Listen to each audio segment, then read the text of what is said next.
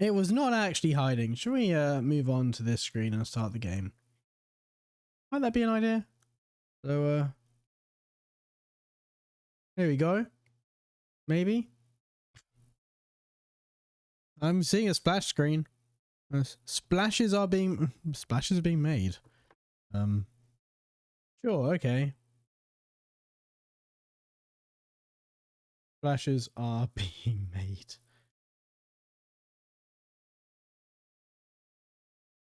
There we go. There's a screen.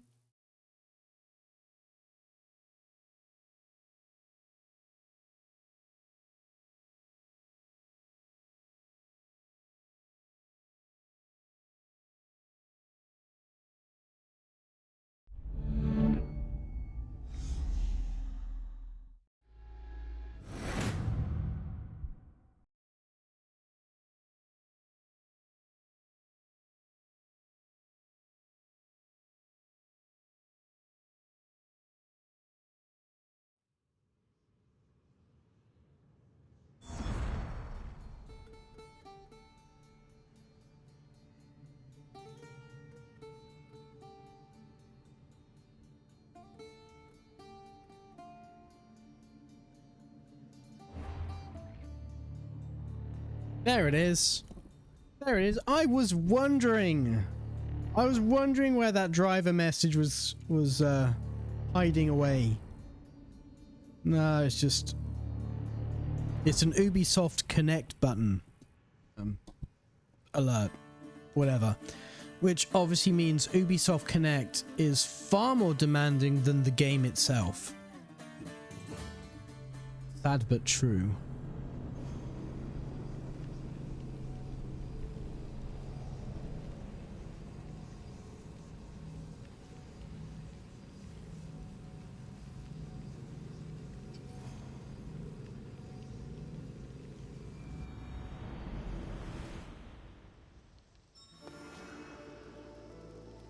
Right. So I have to confess, I did actually play some of this game last night.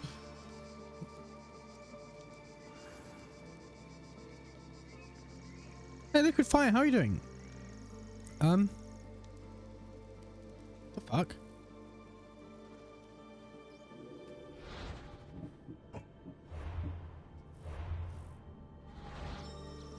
Why is the frame rate so good? Like,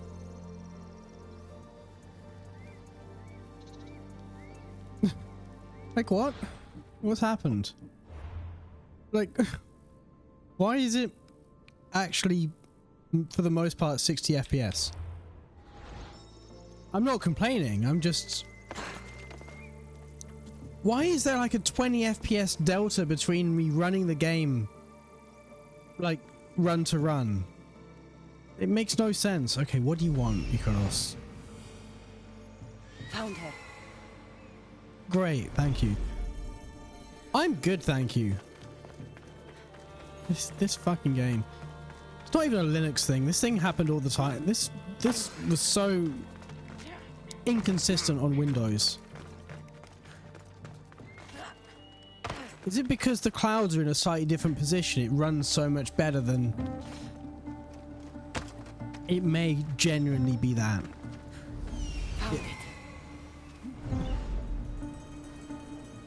Running Linux. Yeah, I'm running Kubuntu. I moved across a few weeks ago.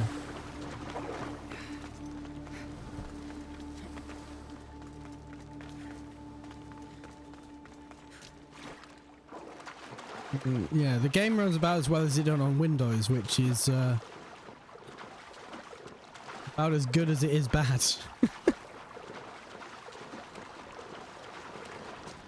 But it's just really inconsistent, and I had this problem when I was trying to troubleshoot performance before, that like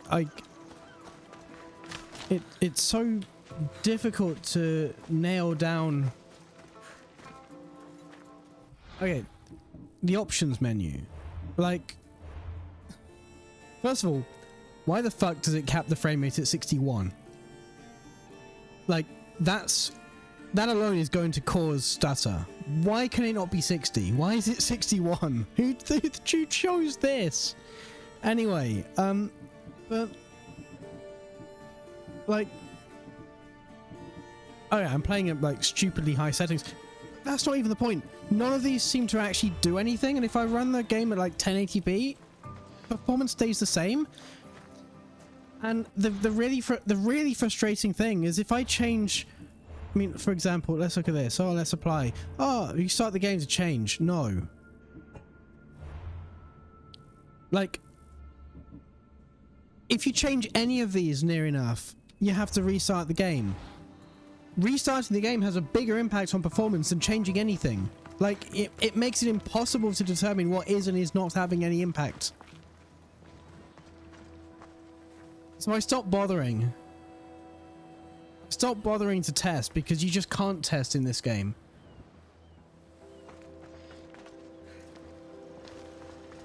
And it's turned into a rant. It's turned into a rant, and but yeah, I love Linux. Everything seems to be smoother. Yes, generally speaking, yes. I understand the frustrating. I just would like, what I would like to do, what I do normally when I play a game. What I do normally is I play the game for a bit. I pick settings, and I want to get as smooth a game and stream as I possibly can. So I run the game in, like, you know, bandwidth test mode and see what I can do. Oh, the way the floor just bubbles up with that tessellation effect when the camera moves is kind of really disconcerting. But I'd just like to play the game, run the game, and just get it to be a smooth experience, and then just play the whole game like that. I did that with Mass Effect Andromeda, and it worked really well. With this, I just can't nail down the performance at all. Even setting everything to low, even setting the resolution scale to 50%, doesn't seem to have a consistent impact. And a large part of it is OBS. Like, I know that. Like, if I play this game without OBS, I'm playing it at a locked 80 plus frames per second. So I know some of it's the overheads of drawing the frame in OBS. But the solution to that is you turn the graphic settings down so you're using, say, 95% of your GPU consistently, and the extra 5% is taken up by OBS. But I've changed nothing, and it's gone from like 40 FPS up to 60. So this, if it ran like this all the time, brilliant, be great. But I just know that if I were to go to the toilet, say, and close the game and reopen it, I would lose 20 FPS for no fucking reason that I can tell.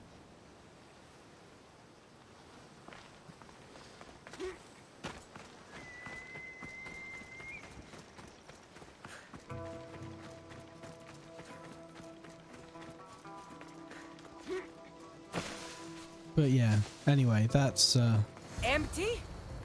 I'm going to snap that man's neck in two. ooh. Well, I got 41 drachmi back, that's good. But yeah. I mean, but yeah, that's an issue I had in Windows. That's not an issue of the game. Frankly, on the other hand, having had that rant, I'm running Ubisoft Connect in Wine, and inside that I'm running this game in Wine, and it's running as well as it is. Like, I haven't used Linux as my daily machine since I was a teenager, when I used OpenSUSE. No, not even OpenSUSE, just straight up SUSE, the enterprise version. And that was the best version. My dad had Fedora. Maybe it's a wine setting. No, because it was the same on Windows. This is very much the game itself. That's the problem. If it were the fact that I was playing it in wine causing this problem, I would sort of understand because I'm sort of hacking the game to work. But no, this is very much how the game worked in Windows 2. But you're in Kali Linux. Interesting. What's that based on? What's the base distribution for Kali? What's going on? The chest was empty. Inconceivable. Maybe you don't know how to read a tablet? I guarantee you there's something inside. How can you be so sure? Because I'm the one who put it there. I mean, Malaka. No, no, no!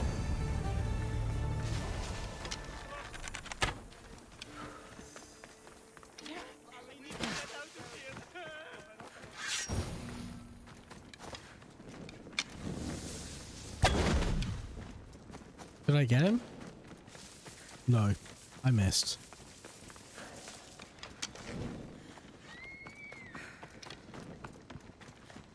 You stopped running through the tall grass. Not many places for a handmaiden to hide in the outskirts of the city. This must be it. I mean, I'm trying to find someone. Oh.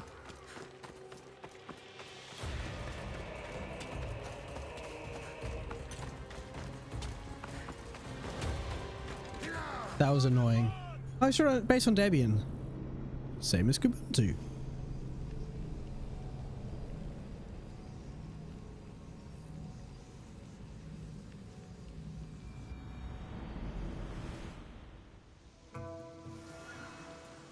Did I actually find... Right. Empty? I'm going to snap that man's neck in two. This time I'm going to avoid missing. Let's pick up the drachma.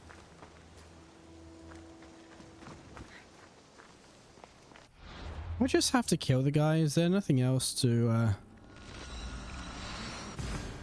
do from here?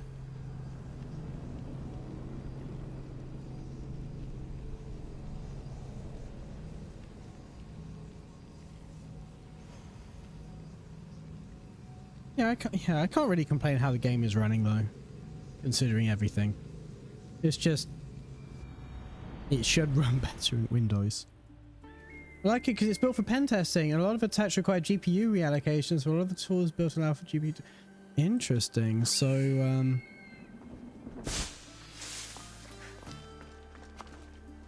probably not one you want to run with a NVIDIA card then. To be fair, the NVIDIA driver, I haven't had a problem with it most of the time.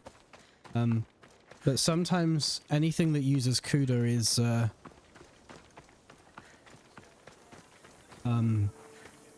variable in its success at doing so. Let's put it that way.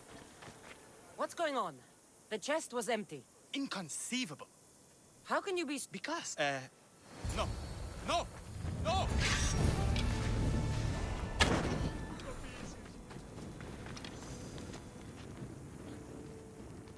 Off the coast of Kithira on Diakofti Island, your award awaits. Where is that?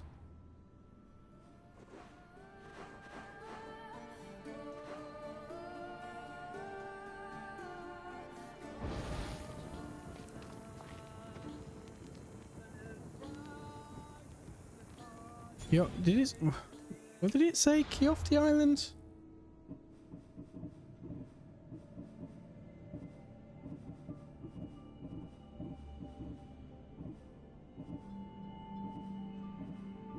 Already.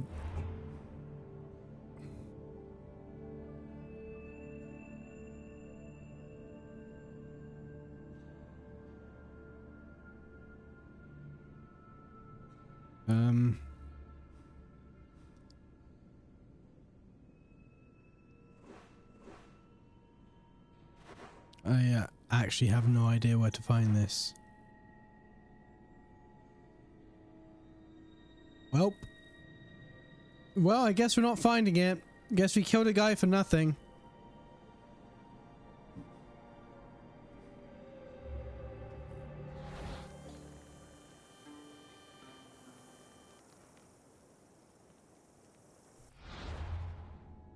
All right, let's choose something else then.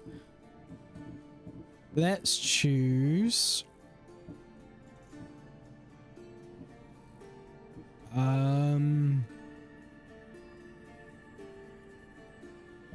Purple Pain.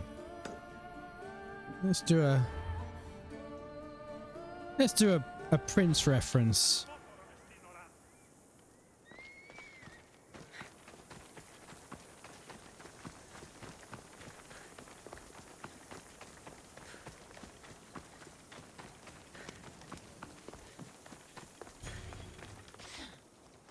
Who killed the Murex trader's son?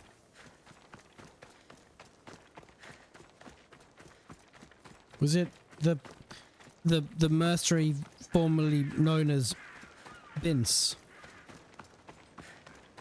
Is that who did it?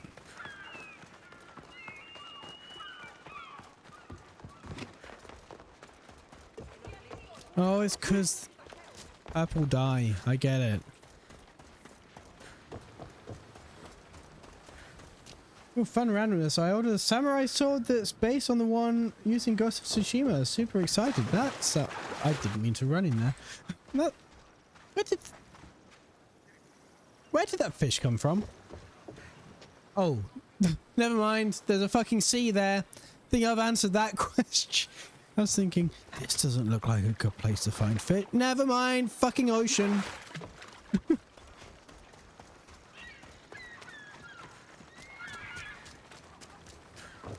Right. Ooh. This bracelet looks expensive. They could be gifts from the daughters, or an attempt to frame Kithira's leader.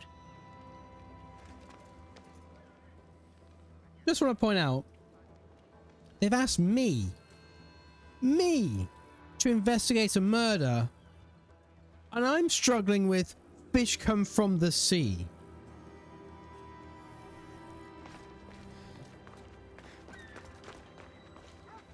At this point, they deserve everything they get. Not much blood, and his head was bashed in. Probably a blunt weapon.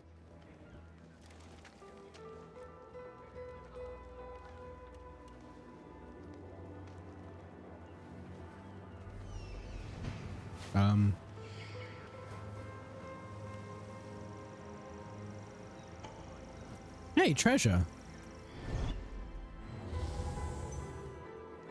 I wasn't even looking for treasure. Well, I found the last clue, but first, do you think would anyone mind?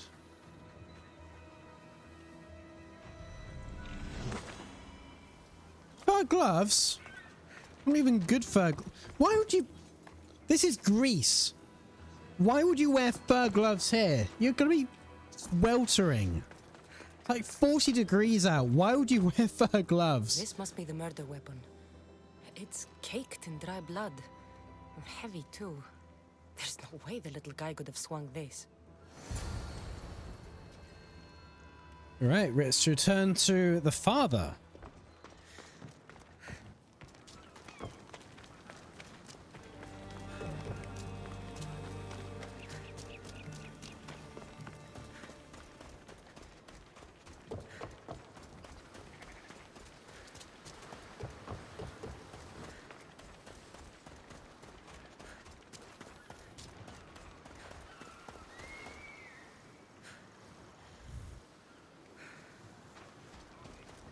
Is this a steal?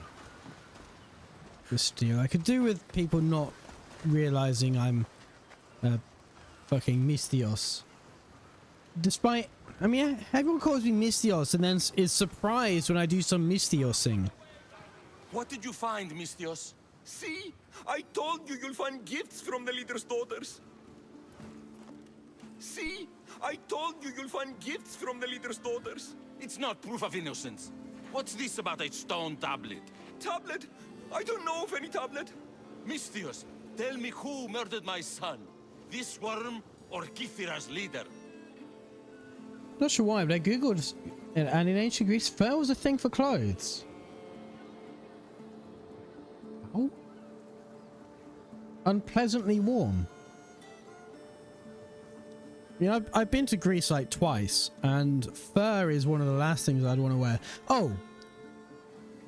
Speak of this, maybe it's easy to get. I mean, it must have been, but why? I mean, unless the climate was much cooler back then than it is now. I mean, we know, like, obviously global warming is a thing, but to that extent? Possibly. Oh, one thing that also came out from that conversation, there is one bug that is in the... I'm encountering in Linux that I'd never got in Windows. And it makes no sense to me. I don't know why I'm getting it. But the dialogue doesn't always work. You saw it then. It played the wrong voice line. When it went to Cassandra and Cassandra was meant to be talking, it played this guy's voice line. And then it went to... the camera went to him and he played the same voice line again. That happens a lot. And sometimes...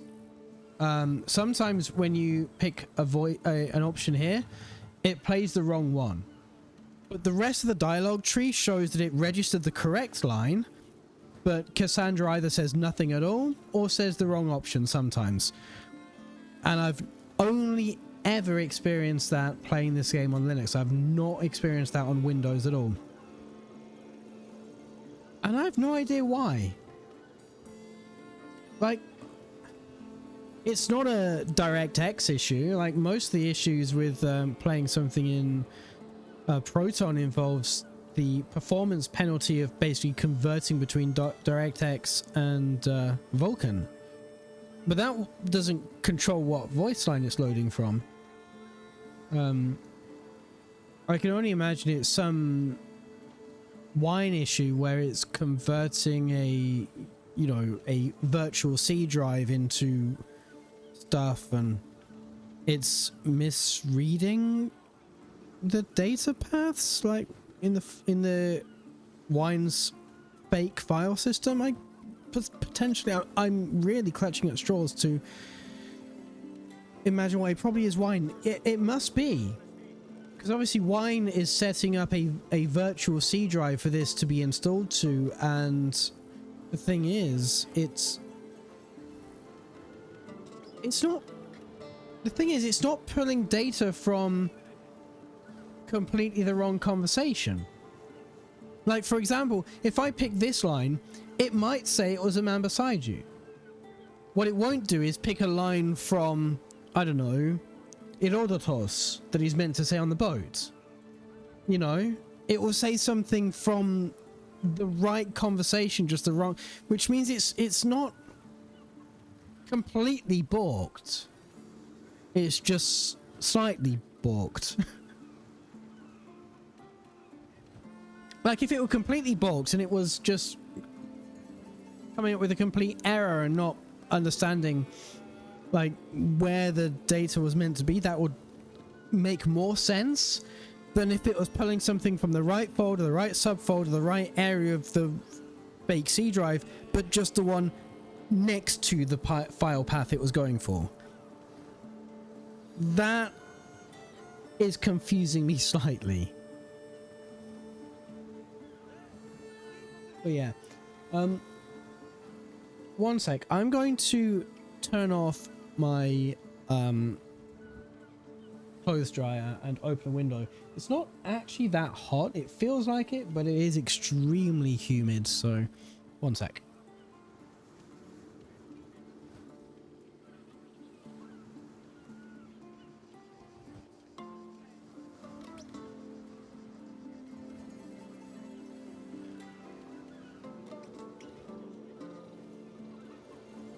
Might be an error, and wine just knows it has to play something. If it doesn't know which one, it might default to the first voice part to avoid crashing.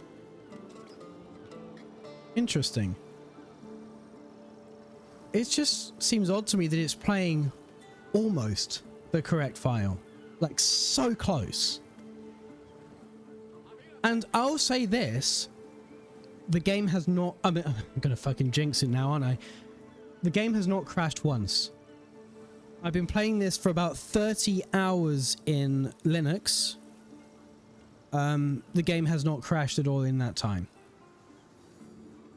Which I'm impressed by.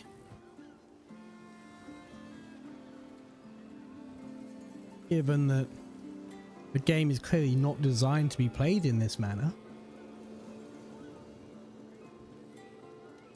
If the fort leader is as strong as you say, only he could have lifted a tablet like the one I saw.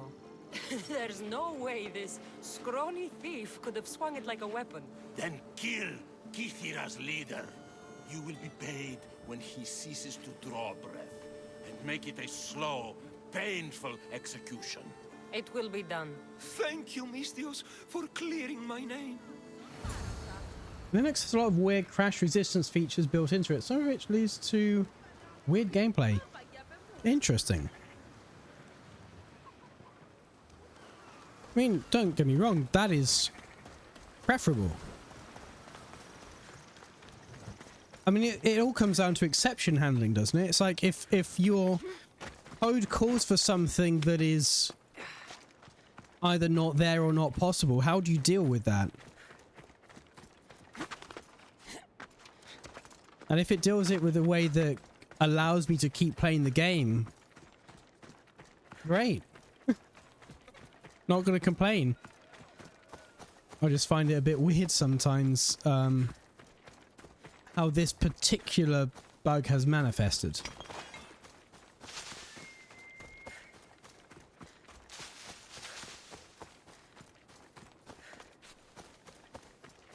You know what, actually? On this subject, what I would genuinely say the experience of playing this game on Linux is smoother than Windows. Actually, look at the code for the OS. There's so much code that's hardly ever used. Well, it's kind of well known that with Windows at this point, a lot of the code is just not understood. Like it's there from like NT3, you know, 3.1, and it's been reused and reused by so long. Like the people who wrote that don't work for Microsoft. They haven't in decades. But rewriting the whole thing at this stage would not only be a lot of work, it'll break an awful lot of compatibility. Same problem that Intel's got. Intel got a huge problem of if they were to recreate their entire architecture and make it really efficient as they could, it would balk a ton of compatibility features and a lot of systems would just stop working. They can't do an Apple. Neither Intel nor Microsoft can do an Apple and say, you know what? Everything before 2017, I mean, Microsoft are trying to do this. Everything before 17 doesn't work. Get rid of it. We're moving to PowerPC. Why not? Like,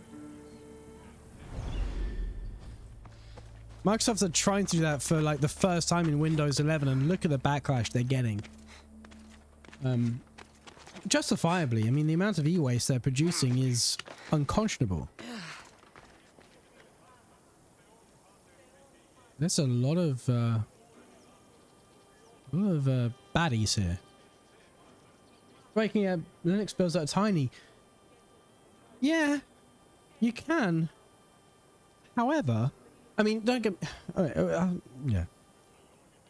I was having a look at really tiny Linux builds, as in not live CD, like actual installed to a hard drive. Because I was thinking about, hypothetically, if I still had my old Pentium 2, I still had my old Pentium 2 machine from 1998. That was the one that originally had Mandrake, Red Hat, and obviously Windows 98 on it, and eventually Windows 2000 actually.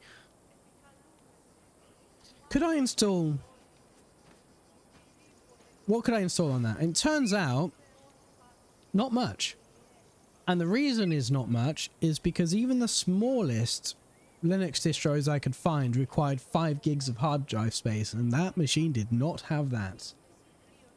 I mean, eventually it had a 20 gig drive. Sorry, the answer is actually yes, I could. But in its original form, it had a 4 gig hard drive. Because when are you ever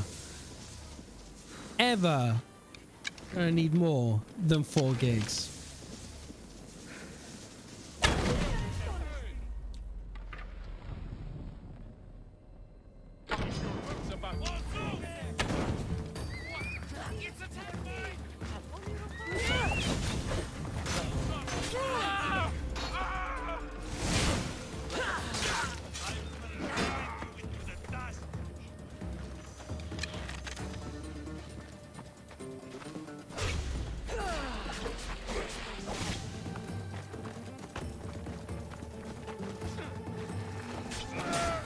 Oh, you're going for that one, are you? Okay.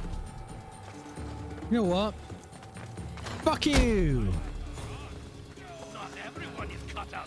I said fuck you. That would have been a perfect time to say this is Sparta. I did not say this is Sparta. That's a shame.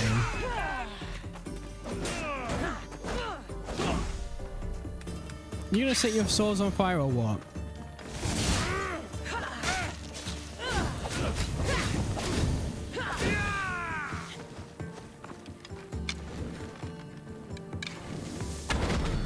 See ya. Hephaestus's workshop, located northwest of Pandora's Cave Cove in Malleus, offers unique for you visitors. Okay. This is I'll be honest, I wasn't expecting to get this wasn't expecting to get that tutorial right there and then.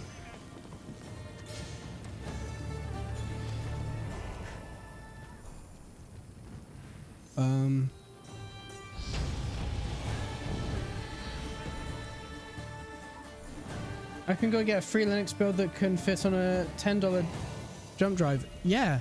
In fact, I was having this conversation on Reddit actually earlier.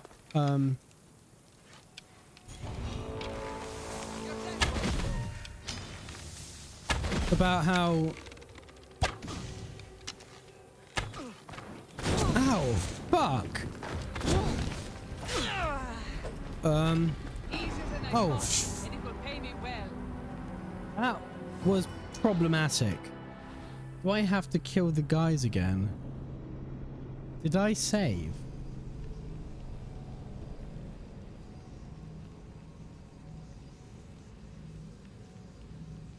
Let's find out. Okay.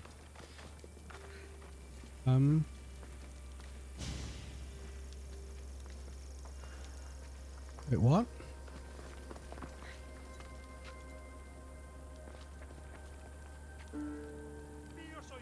Wait, what? Where's my wanted level?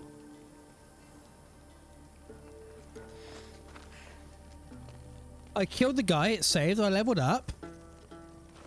I am 3 bounty hunter levels down?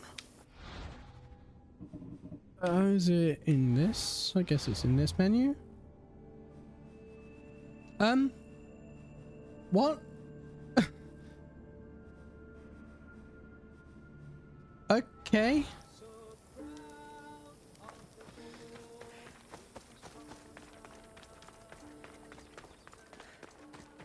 All right, not gonna complain.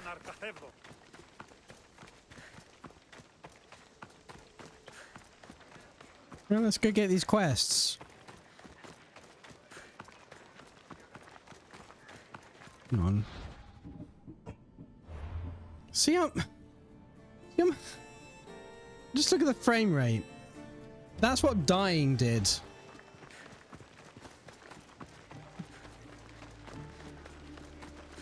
We went from a locked 60 to 52 just from dying. So when I say the impact that just reloading the game has, you don't even have to quit for it to... to happen. Anything immerse? I must arrange for an olive wreath to be placed on her door. The woman I attended has given birth to a son. That's wonderful, midwife. And he is healthy? How is the mother? The mother and son are strong, so there is work to be done. The father is a commander. A message must be delivered to him, and the sacrifice of goats must be made to thank the gods.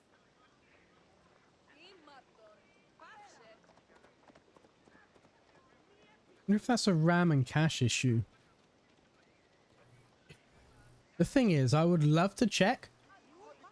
I would love to open K-Sysguard and have a look what my RAM and CPU usage and all that stuff is. However, because I'm using an NVIDIA graphics card, which to be fair is the only reason I'm probably able to run the game with as high settings as I am, and at the frame rate I am. Because I'm running an NVIDIA graphics card, I am not using Wayland. And because I'm using X11,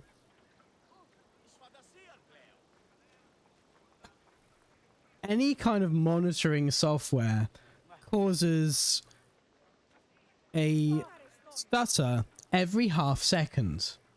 And it's timeable. You can actually clock it on the chart exactly when the drop down to like 0 FPS is. So I would love to find out my stats of what my hardware usage is, and maybe when Nvidia wake up and exist in the 21st century, I'll be able to. You want me to deliver it to the Spartan commander? You got it. The job will be finished once it arrives. No, I'm very Take this. By Zeus, thank you. May the gods guide That's you. the thing. The thing is, I would think it's a CPU issue. Like my first thought with this, I'd think, okay, maybe when I reload the game, all the NPCs move around, and there's a ton of NPCs in where I am, so therefore perhaps the CPU usage has just gone up because of where the NPCs are. There's more things on screen, there's more AI to process, all that stuff. Except I close OBS and it's fine. Like, I never have issues when OBS is running. I'm very sure that the issue is because my CPU usage, my GPU usage, sorry, is about 100%, and therefore it's taking some of that overhead to draw the scene in OBS. That's what I'm very sure the issue is. My confusion is why it's so inconsistent. I would expect it to be a constant hit all the time. But it isn't. I'm not stopping. Like, sometimes it's fine, sometimes it's not. The difference is, the only reason I'm sure it's that is because when I close OBS, it's always fine. Like, I don't have this issue at all when OBS is closed. So, do you have a tower or a laptop?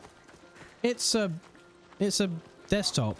So I'm running a 3950X, an RTX 3090 with 48 gigs of RAM. On paper, it should be more than capable.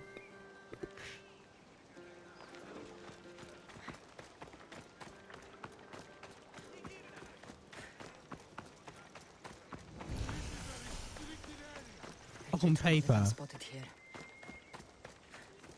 I mean, and to be fair,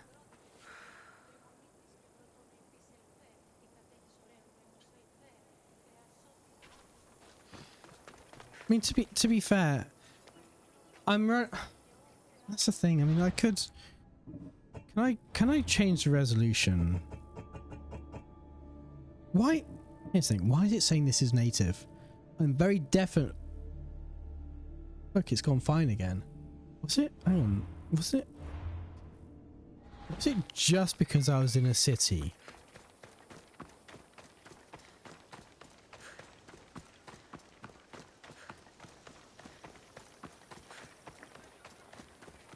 The problem is I've got the stream set to 30 FPS. You probably can't see a difference, but I can definitely feel that.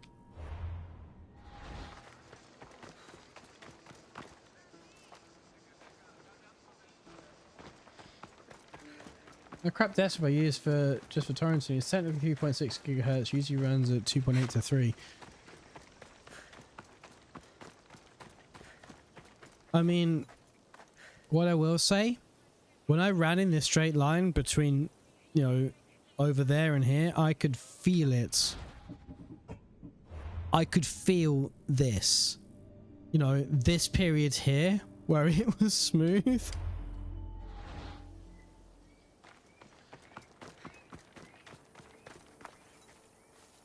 It could well be a CPU thing.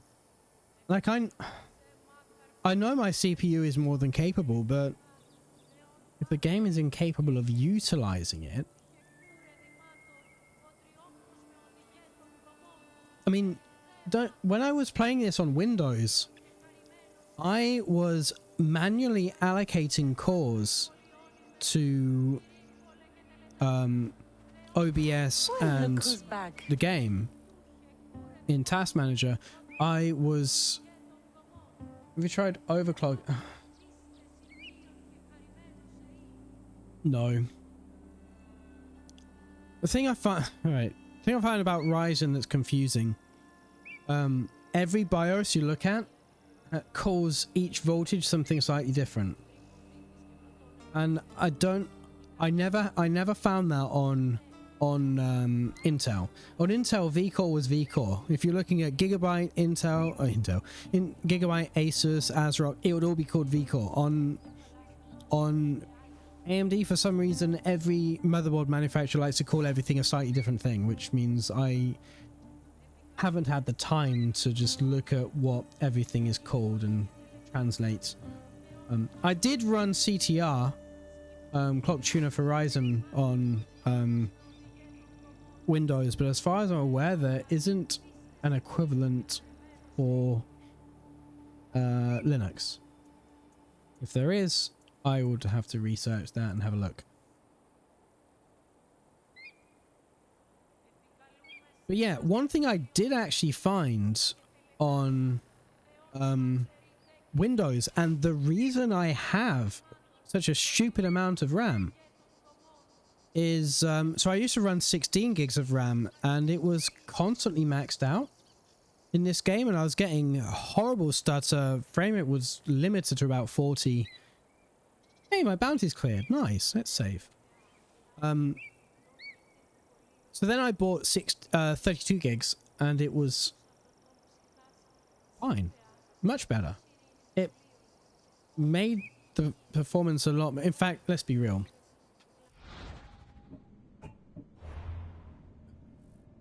This is not as consistent as I would like, but this is way better than what it would have been and what it was on Windows with 16 gigs of RAM. And to be fair, part of that is because on Windows would use 10 gigs of RAM just by starting up. Like, I would not deliberately run anything, but by the time it got through all the startup applications and everything that was hidden from the startup list but was there anyway, it was running about 16 gigs of, it was running about 10 gigs of RAM. So yeah, that was not ideal. And yeah, that my RAM usage, as you'd expect, has gone way down on Linux compared to what it was in Windows.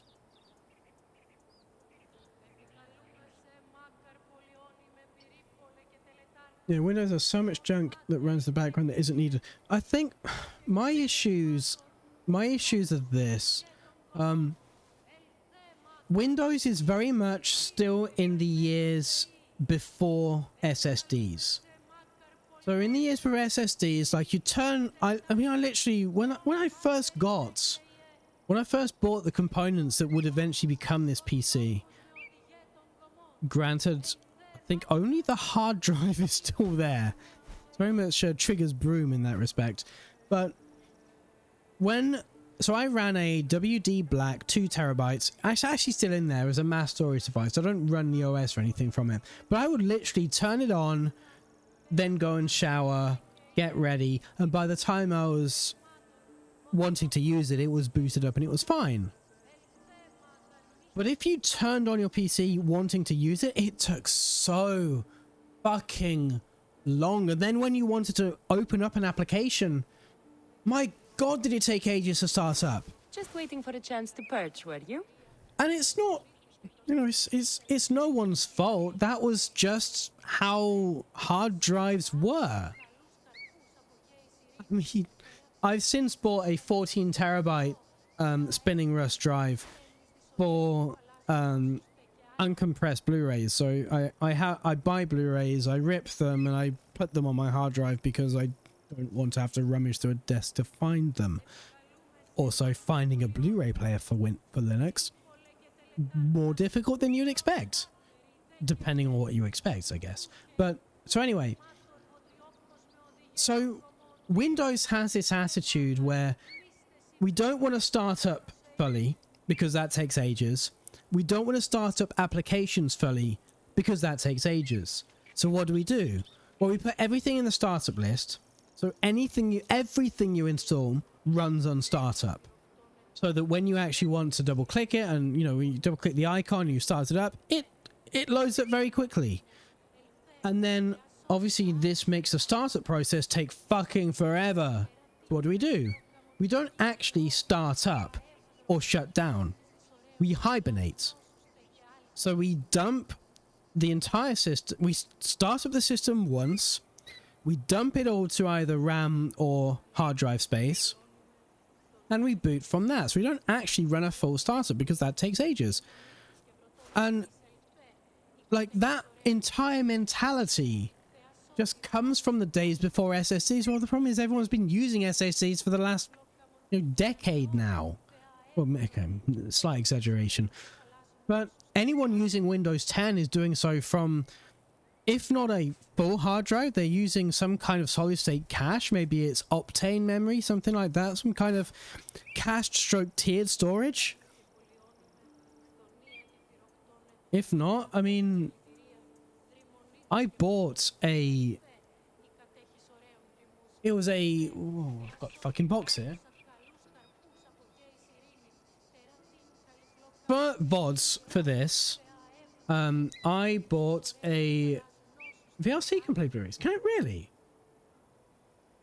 I will have to look into that because VLC is extremely good. But anyway, I've got a 980 Pro. So a Samsung 980 Pro PCIe 4 NVMe M.2 drive. Extremely fast.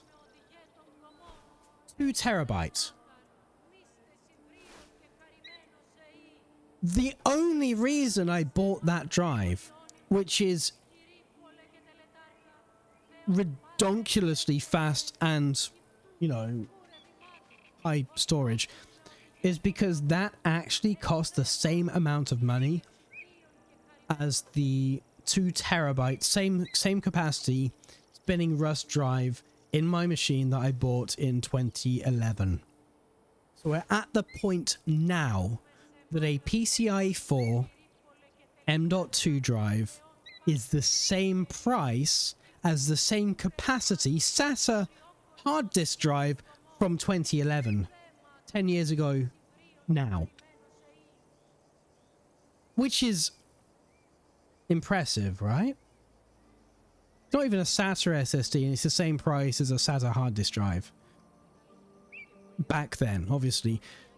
On the flip side, like I said, I bought a 14 terabyte hard disk drive, and that is faster than my 2 terabyte WD Black.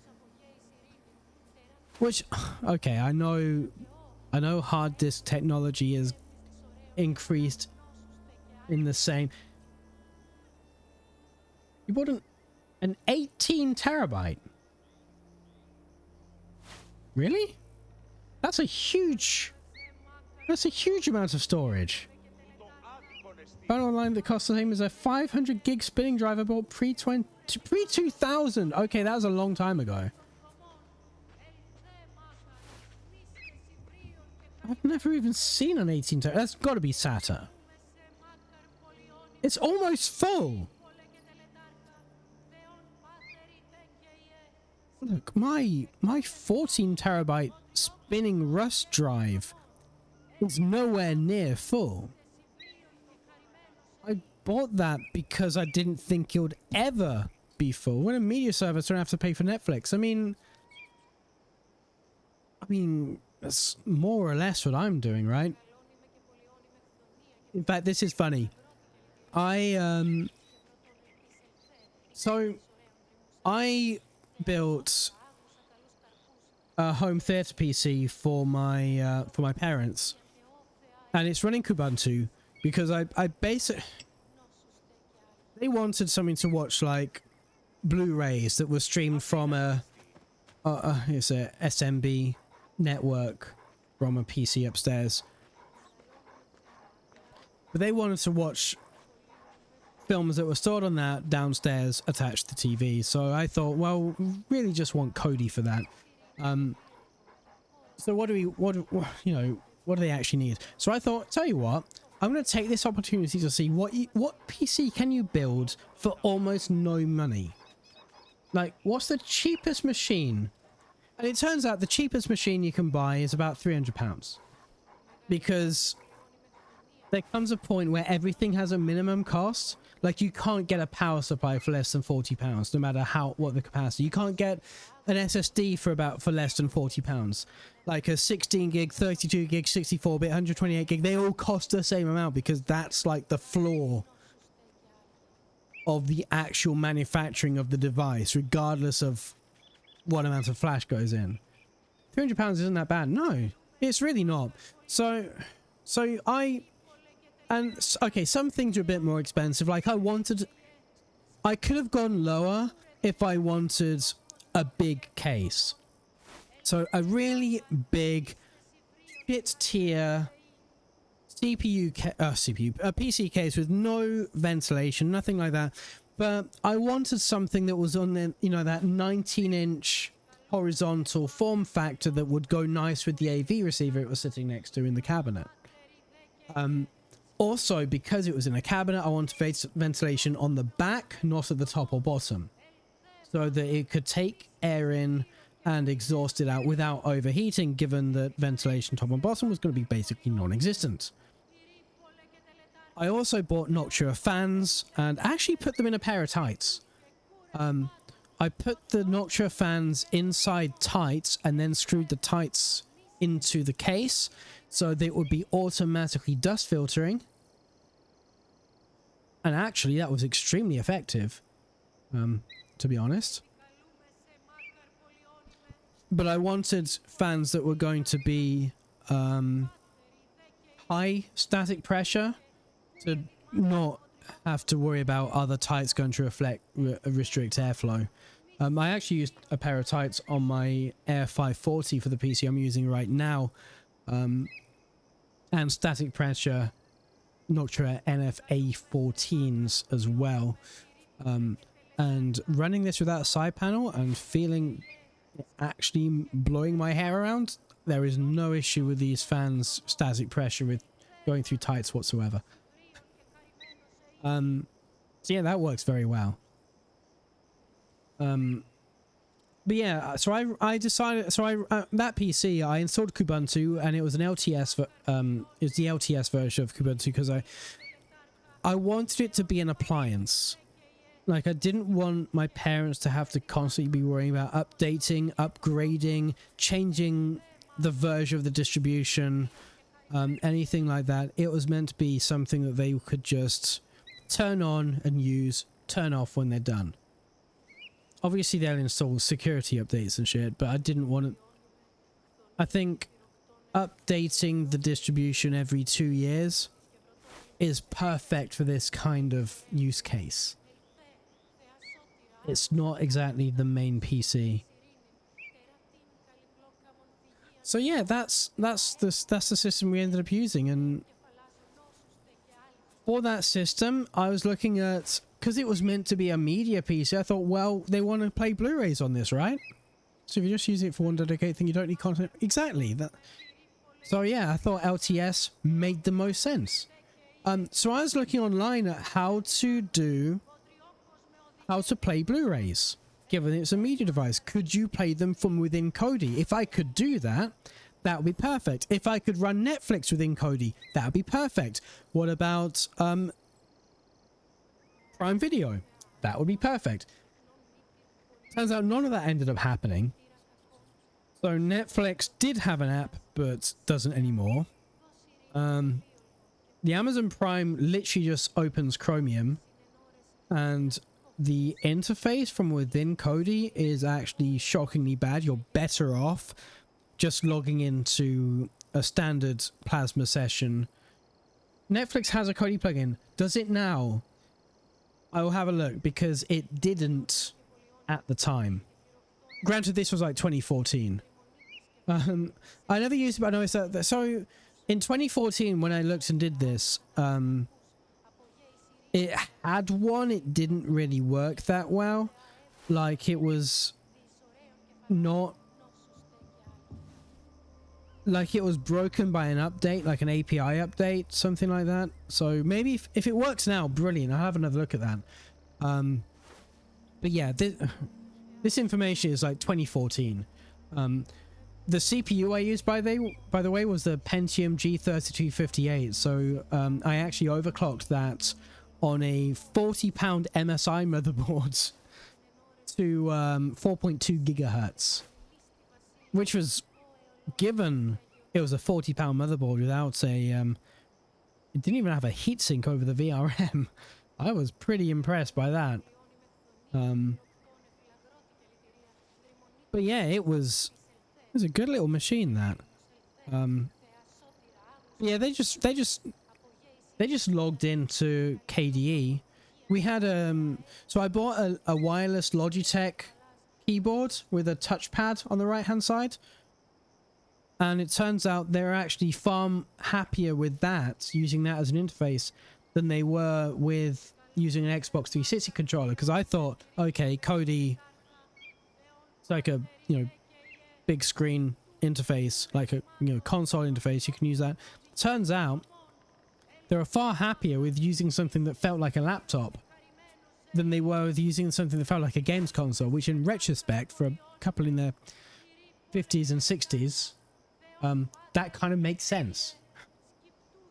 So yeah, they just opened it in a Firefox and happily logged into the website and used looks like Kodi has an XBMC plugin that's what's Amazon Prime Video. Oh, XBMC is really old, right? XBMC is what Kodi used to be, so if it's an XBMC plugin, surely that's... It is old. If it's the one I'm thinking of, that literally runs a Chromium browser session and goes to Amazon Prime, which didn't run well when I tried it. It was... You're much better off just going to a proper desktop session and opening a browser and navigating there. It didn't play nice at the time. I mean, it could be that I was using an ancient dual core. It could be that much. And it didn't like running something inside something else. But yeah. But, I mean, it was... It was maybe not the most elegant solution, but it was fine. I'm also not sure if the GitHub was updated. It was June 2021. Interesting. It's definitely worth looking at then. But that's the thing as well. Like I said, I know I'm years out of date. I looked at this in 2014 and I basically let my parents I set it up so that it worked and that they knew how to deal with it, and then we basically didn't look at it again since. So, and to be fair, knowing my parents, they are far happier looking at a desktop that looks a bit like Windows with a start menu, a web browser, and stuff like that. Honestly, if it works and they're used to it, it might not be worth changing it. Yeah.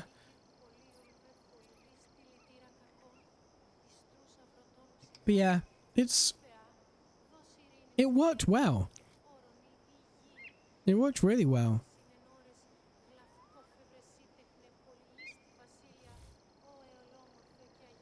My mouse went to sleep. I love this bird. Icaros. I had that issue with my grandma and a VCR. Oh god. And to be fair, VCRs were notoriously awkward to program. Like they had some really advanced features, like setting times to start recording and recording a show. Like if you knew when a show was going to be on constantly, you could set it to always record that show. I don't know anyone who actually got that to work, but it had the functionality apparently, or so they say. Sometimes simpler is just better. What can I do to serve the gods today, priestess? I've just got word the Athenian leader is dead. It's the sign we need. The gods want us to drive the Athenians back. And you want me to kill all the Athenians? A few measly soldiers should be an easy mark for someone of your stature. I'll help you. You have my word. I knew our paths were fated to cross. Those people were Athenians. I really should have said this is Sparta. Graham did, and I tried to hook her up with the streaming setup. She went back to VCR within hours. Really?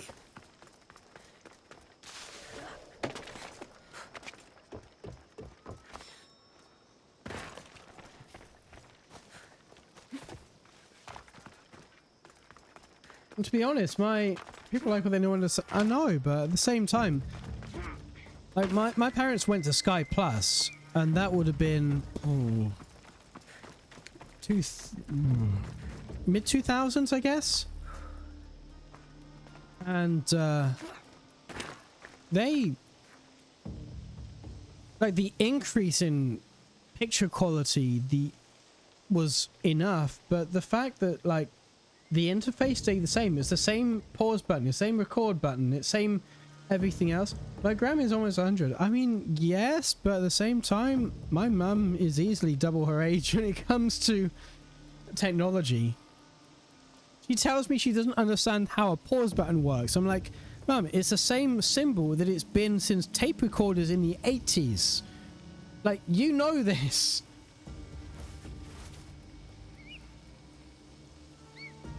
Like, but yeah, they moved to this way back. I mean, to be fair to my mum, her eyesight is pretty fucking shit. Like, even a save button is a floppy disk. You ask kids today, now not to go full Yorkshireman here, not to go full Yorkshireman. You ask kids today what that symbol is. They go, oh, that's a save button, that is. You ask them what a floppy disk is, they have no idea. And you tell them it's a portable storage device and it holds high capacity is like 1.44 megs, and they wouldn't believe you.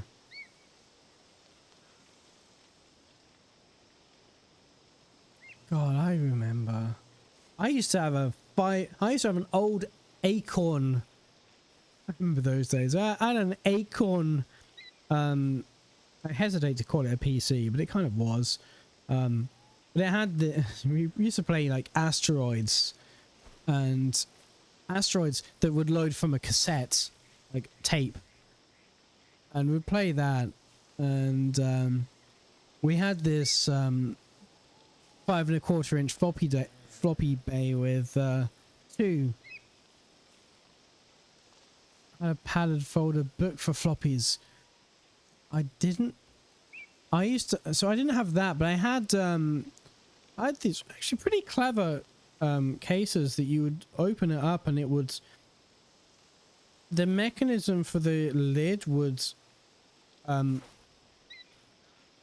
out the bottom,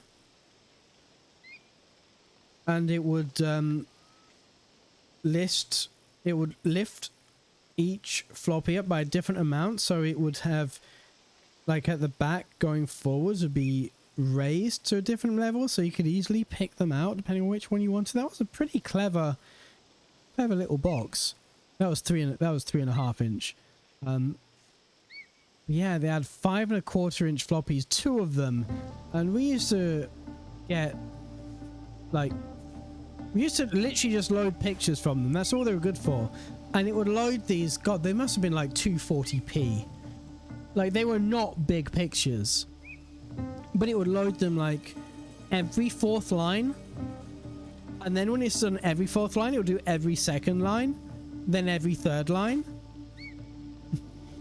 and eventually it would have rasterized the entire image. But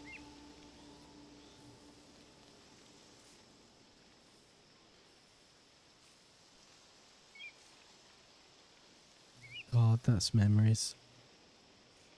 I actually have so my dad's been clearing out his garage and he found a joystick. It was a Logitech Attack 3 or something like that. I've got it behind me. I could actually have a look, but I can't be bothered. But I used that for like Microsoft Flight Sim 97, I think it was. Again, that was back in the old Windows 98 days. USB 1, I'd imagine. Actually kind of interesting, because back then Windows 98 didn't really have the best USB support. We're getting porn on dial-up and putting it on a floppy. Wow. Floppy drive to hard drive, am I right? Anyway, moving on. So we got this joystick that he found in the garage, and he's like, "Do you want this back?" So sure, I'll have a look at it. Turns out, just works in Linux. I was kind of a bit worried because, again, this is, how fucking old is this? 1998. What year is now? 2021. Is that 30? No, is that 23 years? Something like that?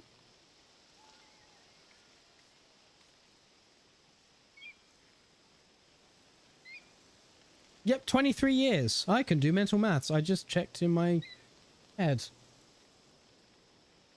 I just checked with a calculator. I did it in my head, then use a calculator. But yeah, 23 years old. And yeah, it just worked. So I was actually thinking about it, because I was thinking I want to get Microsoft Flight Sim, like the new one, at some point. And because I think the ultimate insult to Microsoft would be to run that in Proton. Given that it's available on Steam now, you don't have to get it from the Microsoft Store. I could download that and run it in Proton. And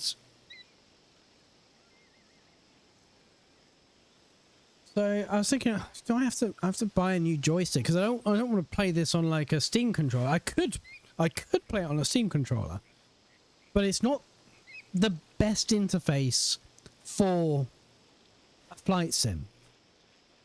I want to ideally use something that's going to be... Hello, doggo. Look at him wagging his tail. Hello, Papa. He's a good boy. He's a good boy. He's a good boy. Look at him. Look at him.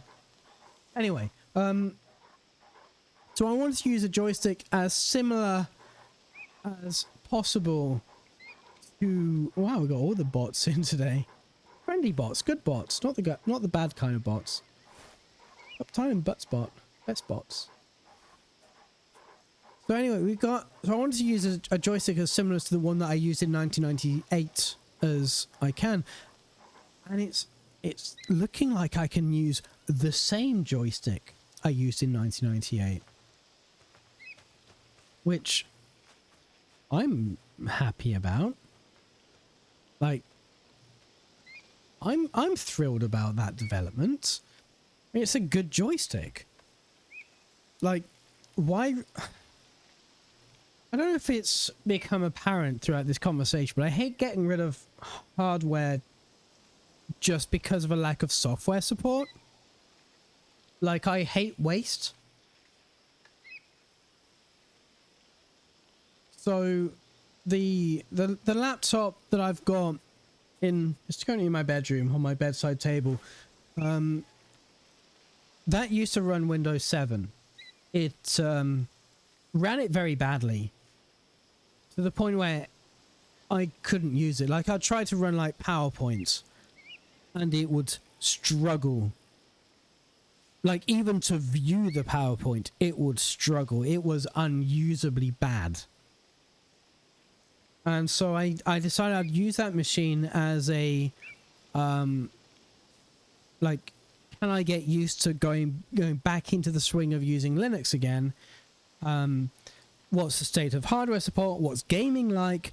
Remember, it was never a gaming laptop. Like, I would never play games not on Windows. Like, never in a million years. It would no. Just no. But I installed Kubuntu in it, and I thought, you know, I'd use this for about a year while I'm still using Windows 10 on my main desktop, and I'm you know, wait until I was happy with it. Turns out I was happy with it within about a week. I installed BioShock on it. I installed Life is Strange, which I didn't realize at the time. Life is Strange had a native Linux version. I wasn't actually using Proton. I installed Saints Row 3 on it, and it was... I mean, it's a Haswell 1 point something gigahertz i3. It with integrated graphics. I'm not going to say it's a playable experience, but what I will say is the game probably wouldn't have booted in Windows. It at least booted in Linux. So I moved my main desktop like a week later, and clearly the state of gaming is, I would call it fine. Personally, that's the word I would use. That laptop has now got OpenSUSE on it. Can I repair it something non-gaming? Oh yeah, absolutely. Yeah. I'm not for a minute saying it's a gaming laptop. I want to do that with it. I only installed Steam on it to see what would happen. Like, I don't have any delusions of the hardware suddenly becoming that capable. But yeah, it was a state of the question I was asking myself was, if I were to install this on my actual gaming desktop, what could I expect? Like, if I couldn't run these games, if they wouldn't even install, for example, that would be a flag to me saying maybe now is not the time. Now, obviously, I didn't encounter any of that at all. Things I didn't expect to be running were running.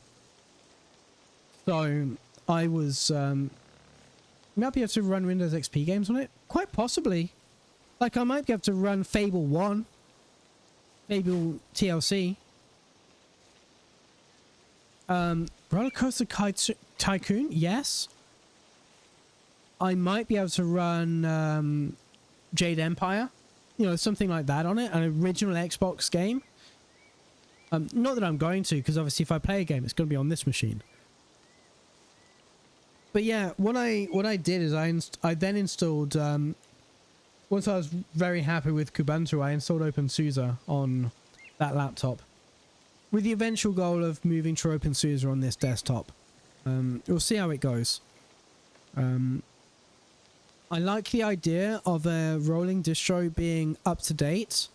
I'm not sure I like the idea of drivers breaking constantly, because I updated the kernel before the drivers changed. So we'll see how it goes. It has its pros and cons. So far, the only issue I have had is I had an update a while ago, a couple of weeks ago, and it broke my touchpad only in X11. So the touchpad on that laptop works in Wayland. For some reason, it doesn't work in X11 after that upgrade, which is fine because it's Intel graphics. So Wayland works fine. Always wait 1 to 2 weeks before updating. That's the thing with Tumbleweed, though. The updates have so far seemed to be about 1 to 2 weeks apart. Like, I've had another set of updates since then. And that was only like 3 weeks ago. Possibly even 2 weeks ago. So they were a very regular cadence. Which is the point of a rolling distro. Like... But then I know, if I look at the Reddit, then there's loads of people with Intel graphic, AMD, get the right company eventually, NVIDIA graphics. There's a lot of people with NVIDIA graphics who run OpenSUSE Tumbleweed just fine. So, and let's be real, that's the only issue I've had has been with that touchpad, and it's not been a driver issue, it's been an X11 issue for some reason.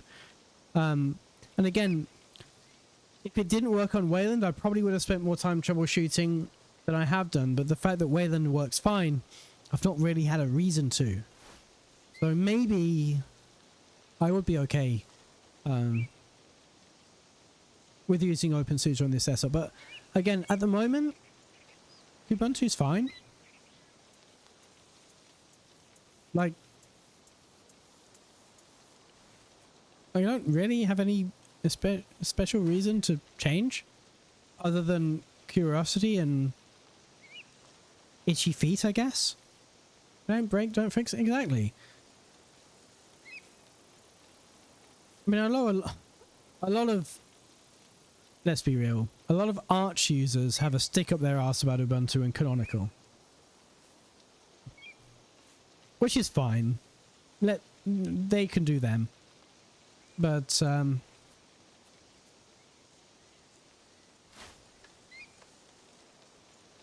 I don't necessarily have any issue with Ubuntu. Maybe I will as time goes on. Maybe I'll find things that I find limiting. Maybe there's things that, you know, Canonical wants to move the OS in a certain way and I don't particularly want to do that. Maybe that'll happen eventually and I will want to change.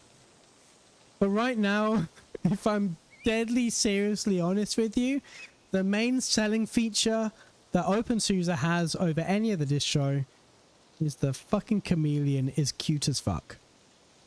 That's it. And that's not a good reason to choose an operating system, is it?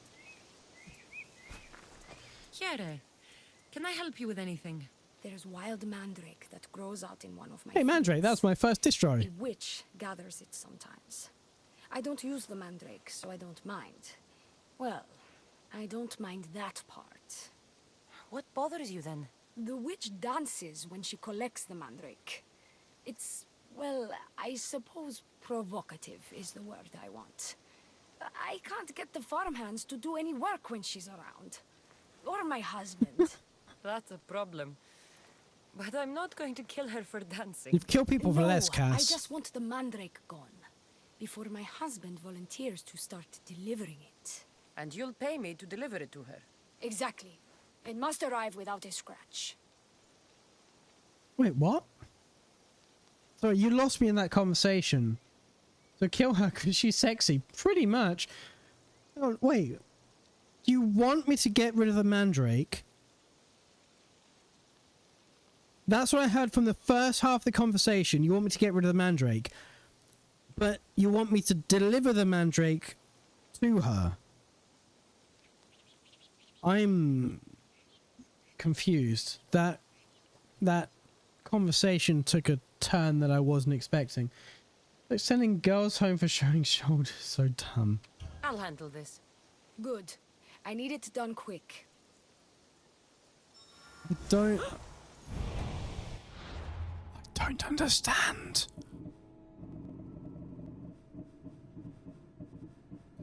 You know this time, you know what I said about how this game runs so differently every time I run it?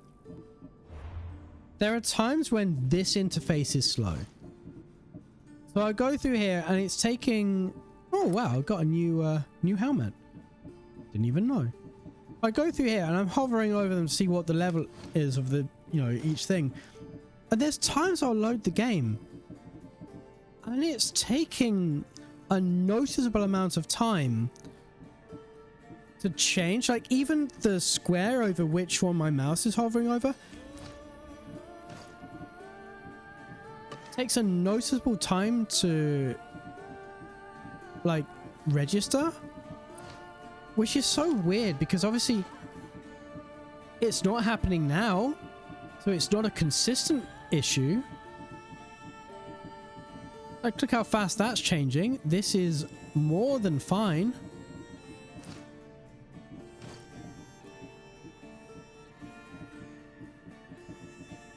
But every so often I'll load the game and it's just, this interface is slow. And I don't get it. Like I'd get it if it was all the time.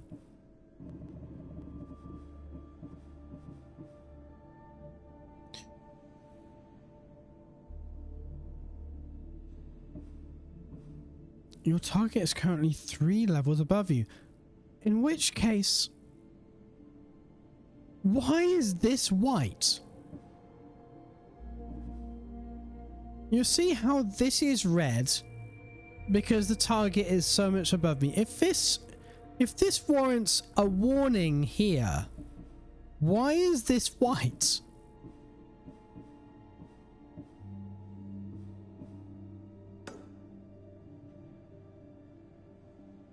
Also, I never seem to be on your stream when I can send you food. To be fair, I've eaten today. So, I kind of... If you were to send me food, I'd probably put it in the fridge and eat it tomorrow. Where is the target? Oh. Oh. I remember why I didn't do this last time.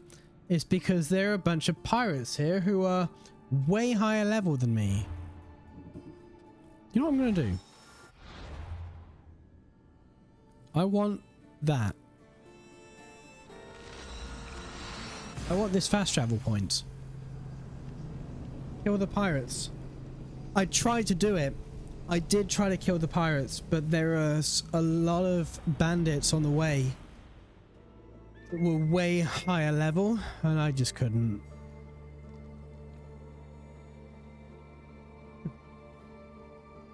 So I've not seen that. Oh, you can see them sailing. My hands are away from my mouse. They're 12,000 meters away, and it is changing. You can see them sailing around. I've just never seen that number go that high. Because of... Ooh, that's going to be painful. Well, if Cassandra were real, then she would be unreal at this point.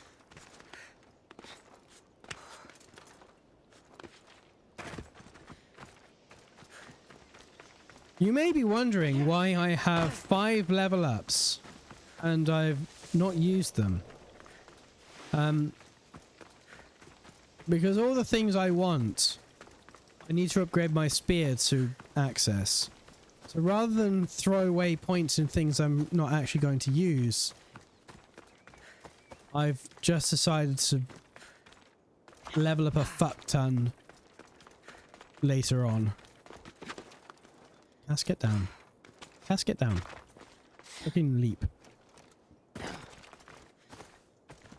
I'm so glad I have the immunity to fall damage perk. Because apparently in this game, fall damage is something you can vaccinate yourself from. A little bit of fall damage. If you jump from a slightly higher ledge each time, you'll eventually be able to jump from any ledge at any height and be fine. Just fucking yeet yourself from a plane. Wonderful. You just roll when you hit the bottom. Whoa, the camera. Camera just swung itself around there. I did that one for a dramatic effect.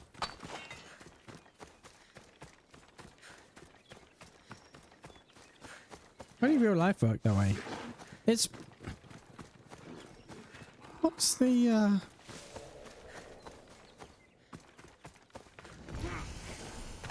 What's that? Oh, fuck. What's that pseudoscience called? You know, with the idea of homeopathy. That's the one. If you ask someone into homeopathy, they would say that the real world does work that way. You take something toxic, like, I don't know, falling, and you put it in some water. And then you take a single drop of that fall damage water. And you put it in some more water. And then you mix it up. Then you put some more. Like one single drop of that fall damage water. And you put it in some more water. And you kept doing that until there was none of that fall damage water around. And according to a homeopather, including our future king of the United Kingdom, Prince Charles, who believes in this bullshit, you would think, you would hear that the real world does in fact work that way.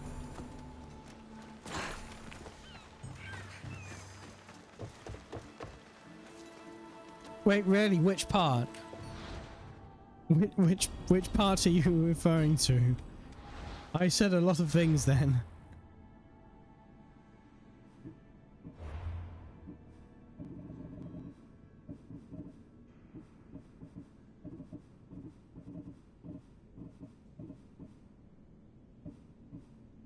I can kill a daughter of Artemis. Oh, I can really kill a daughter of Artemis because you're like there. Where are you? There you are. Not 400 meters away.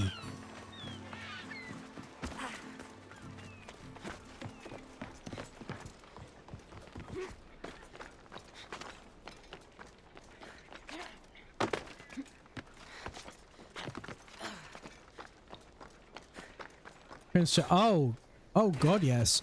One thing I don't know if I'm worried about. I used to be worried about this, and then my country took such a turn that it's hard to be worried about anything because how much worse can it get, right? But I used to be worried that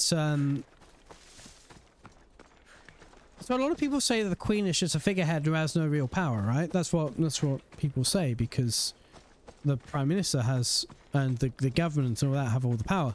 Well, it turns out actually that that's only true because the Queen has decided that that is true. Like, the Queen has decided back in the 50s when she was coronated that she would not do anything and that she would basically be a facilitator. Oh shit, there's a bear.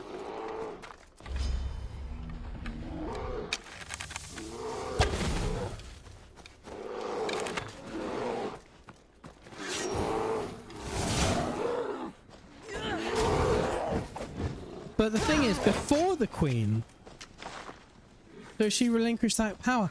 Well, did she? Is my question. So before the Queen, the monarchs did have some semblance of power and they did exercise it, and that's the thing. But you've got to remember, the Queen has been the monarch for like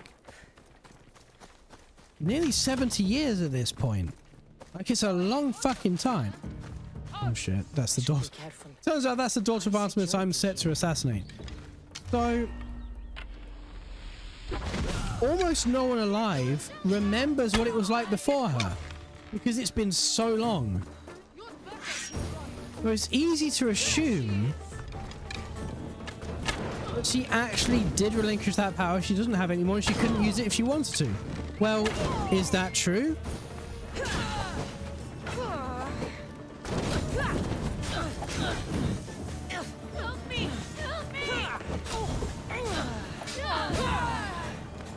Well, let's hold space. The thing is, we would only find out if there were an alternative person who wanted to use the power that she had given up, right? And the concern is that Prince Charles is that person. Honestly, don't know much about the British government. Most people don't. And honestly, the fact that the Queen has been the monarch for so long is partly why we don't know how much of what she does is constitutional and how much of it is personal choice. what we do know is that Prince Charles has some powers as the Prince of Wales and the, you know, the first in line. And he does use the limited powers that he has. One of those powers that he did. Okay, so he does a lot. He's a mixed bag, is Prince Charles. A lot of what he does is for conservation. He's a major conservationist. He's massively concerned about global warming, climate change, all that, which is great. I'm glad we've got someone in the country who actually gives a shit about that. However, he's also kind of batshit. And he also believes in things like homeopathy, and he's one of the reasons that homeopathy, which is the whole point of this rant, homeopathy can be provided on the National Health Service at the expense of the taxpayer, because he personally believes in it.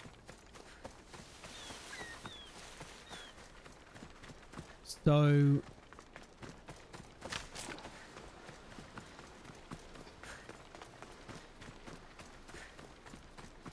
my concern is that if he were to become king, which is conceivably possible, if not expected. Honestly, if that's the cost we have on the planet, I guess I'll be down with it. I mean, can we have one without the other? That would be great.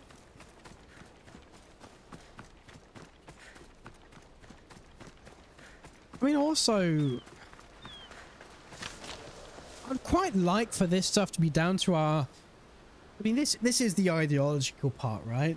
I'd quite like for this stuff to be down to our elected representatives and not our appointed representatives. In fact, I don't think we should have appointed representatives.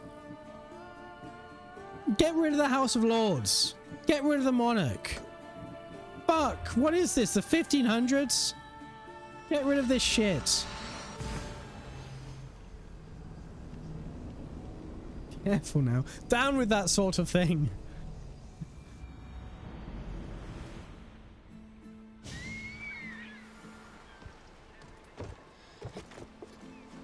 That might lead you to the next America. Or France. Or Germany. Or Ireland. A lot of countries don't have a monarch. And some of them are doing okay. Deep shit right now. What are any of them? Just not us. I mean, there's a lot in common between France and the United States.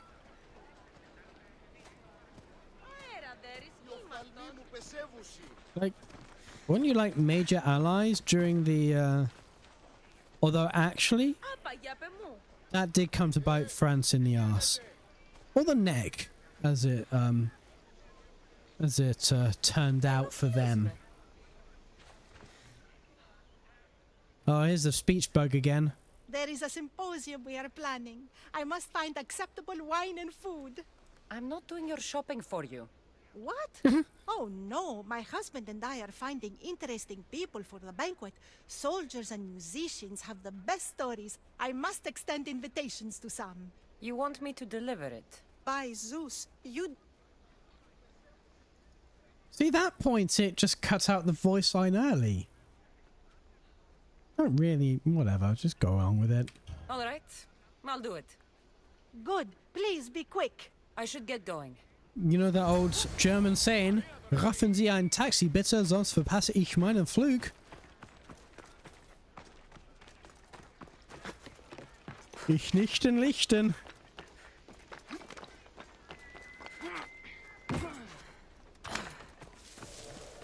Like I said, a lot of weird crash prevention. I mean, I'm glad it happens, it's just weird. I mean, if this crashed to desktop every time that happens, that would be a major fucking pain in the ass.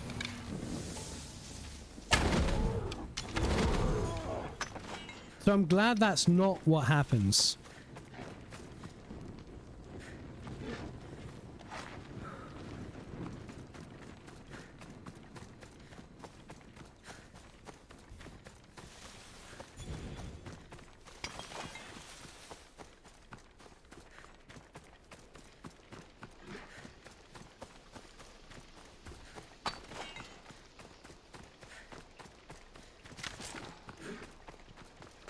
This is...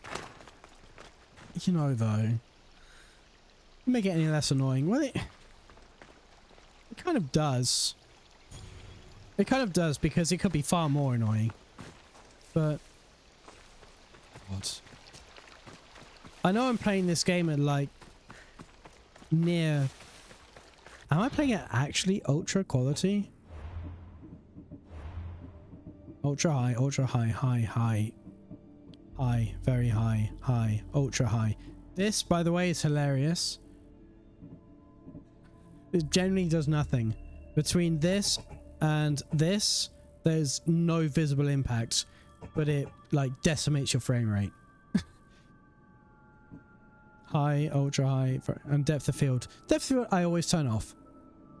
I cannot stand depth of field. I hate it when the game is trying to tell my eyes what I should be focusing on and not just letting me look at everything. Fun fact, the way the eyes work, the thing you're looking at, like the center of the retina, that's where you have the most like rods and cones.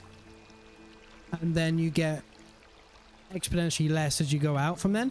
So if you look at a certain part of the screen, that part is clear and everything else you're not looking at is blurred. Naturally. Like it's not a focus thing because your monitor is not unless it's a fucking huge monitor, it's all the same distance away from you. But it's a distance away from where you're looking at thing, which means if you look at something without depth of field, you basically get a natural depth of field anyway, just by nature of how the retina works.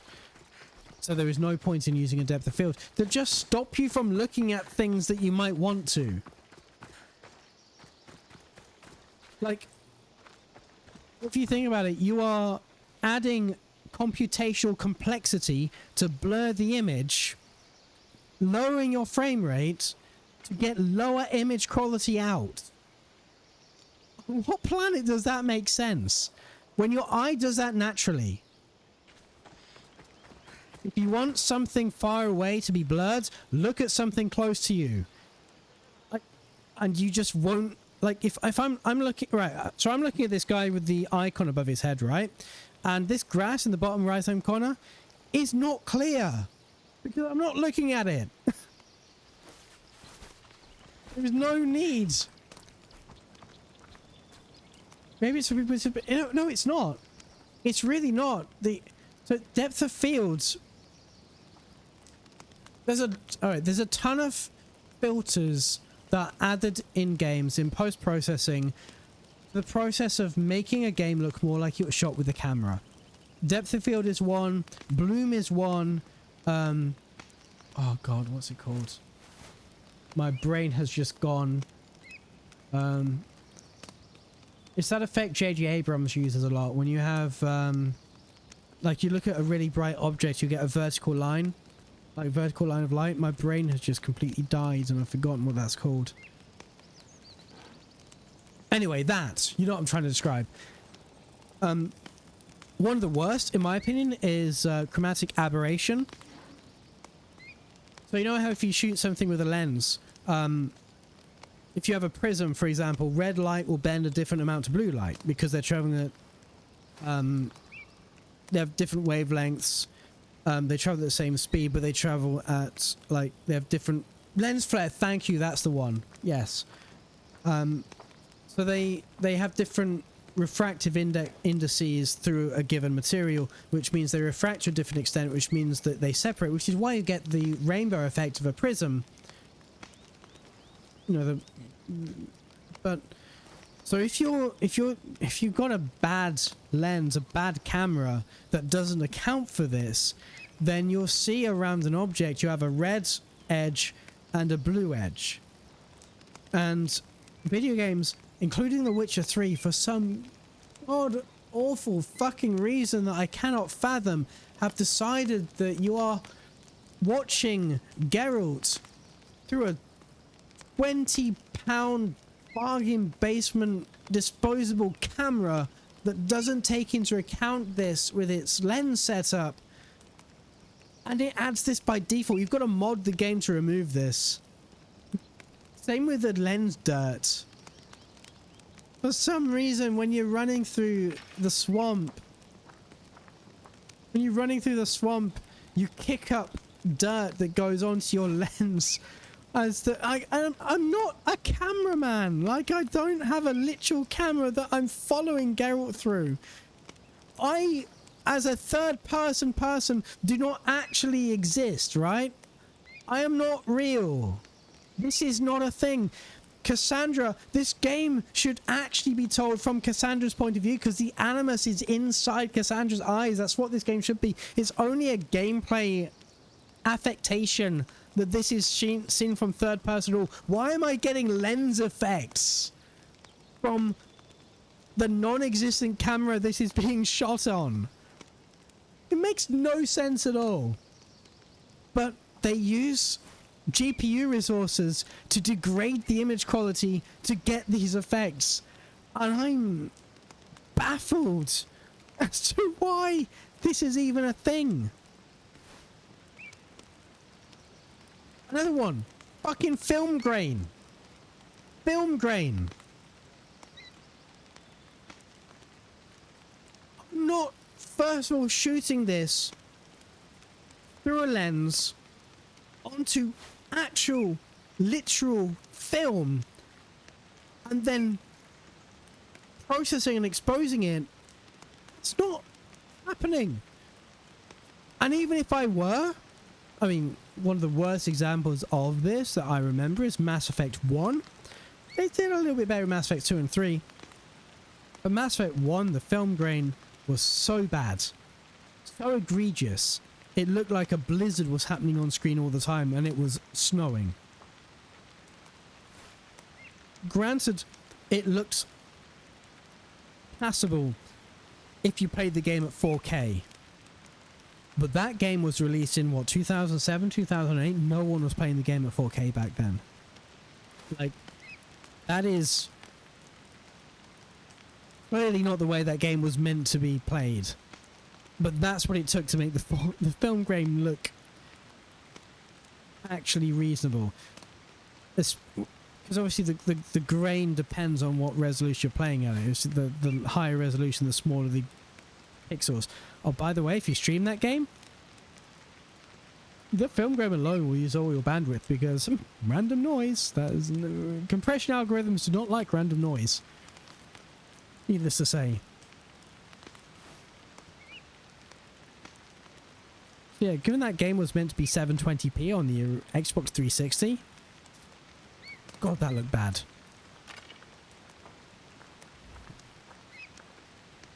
That game used everything. The film grain, the lens flare, the bloom. I get why. It wanted to be an 80s sci-fi film. It wanted to be aliens. That's what it was going for with the whole Rachni thing and whatever. It wanted to be aliens. And, you know, sci-fi films of that era. But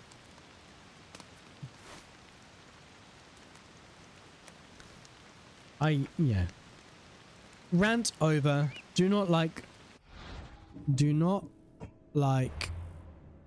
Wow, look how steady that's been. I know we've not been doing anything, but look how steady that's been. Do not like. Off. Always off. And you get an FPS boost, which is always nice. A woman told me you'd be expecting this. Perfect timing, Misthios. Let me repay you.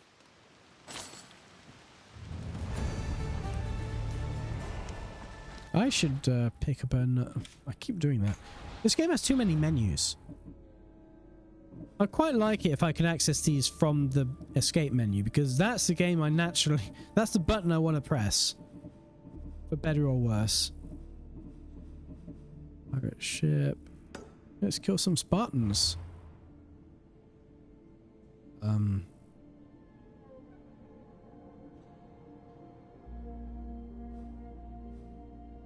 Oh, right, here.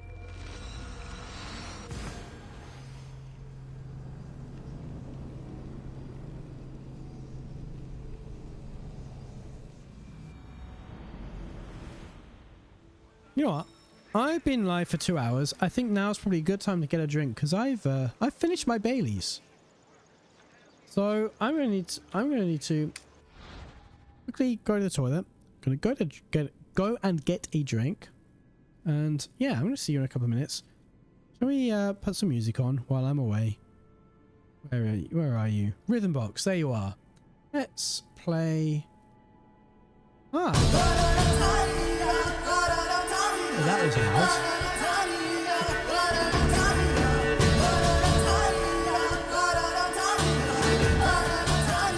See you in a couple of minutes.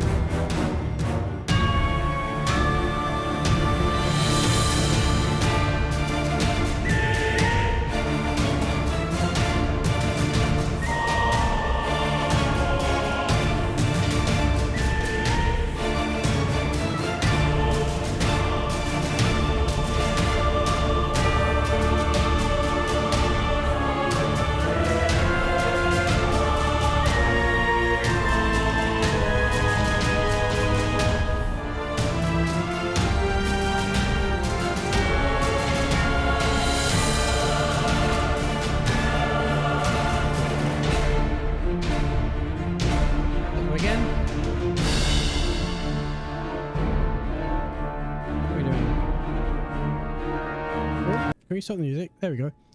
There we go. Now you have some water, which is good and healthy and nice. I just noticed from my bar at the top that my sub number went up by 1, but I didn't get an alert, and my activity feed didn't show anyone subscribing. So I'm sorry if I missed you. But if you're watching and you subscribe to me, thank you. I really appreciate it. I don't know why I didn't get any kind of notification that didn't happen, and why Twitch is currently saying I both did and did not get a sub. Which is good and useful. At least Twitch is currently accidentally open source.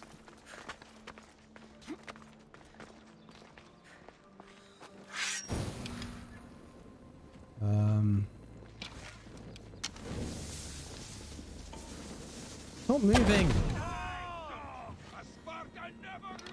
Oh fuck. Oh fuck. We've just instigated a massive fight. Those Spartan things, those Athenians shot their friend. Well, let's just enjoy the show, shall we?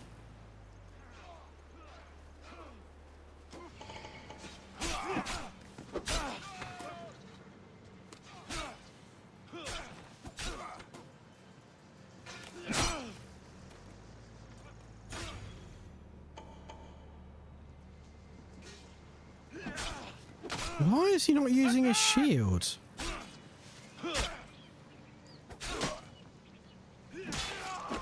He would get his shield out immediately if he was fighting me.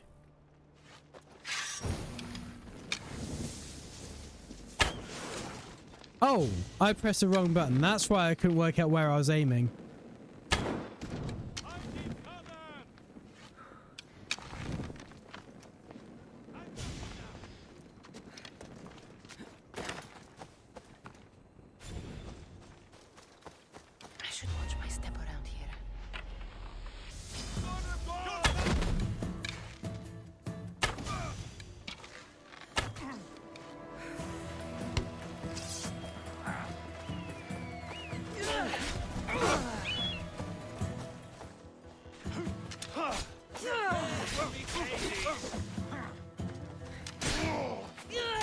Well, you're dead, I guess.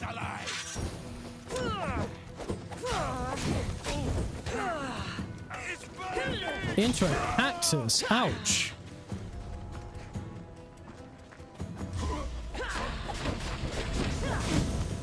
Yeah. Me kill the Spartans. Let's take your treasure. Is this really stealing? Really? You might call it stealing. I call it an act of war.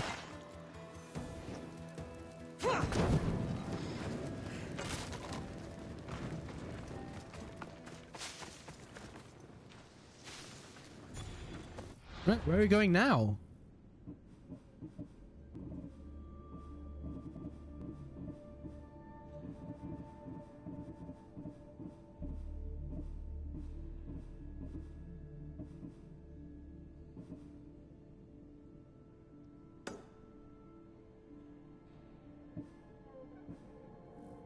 Is that not the one I just did?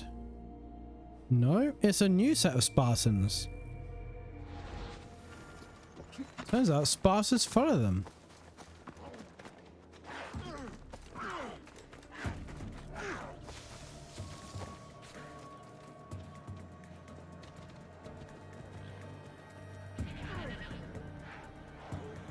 Wow, that guy's kind of useless, isn't he?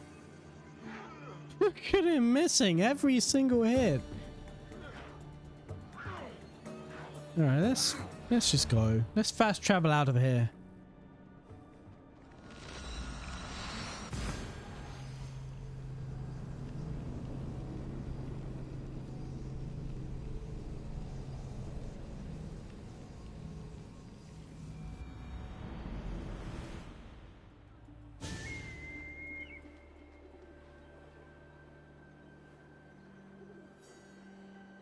I wonder if that Athenian survives. I somehow doubt it.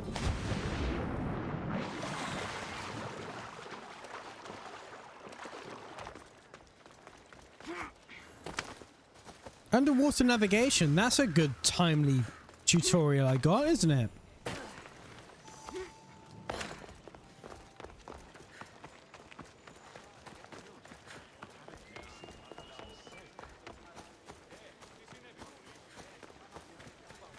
I think there is something to the theory that it is specifically cities that are running badly.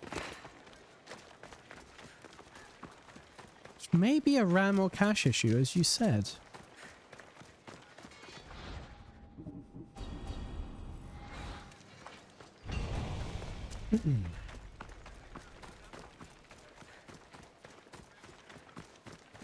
Which would beg the question, why is it fine when OBS isn't running? Unless it's something like ambient occlusion? maybe there are more shadows because there's more people and there's more...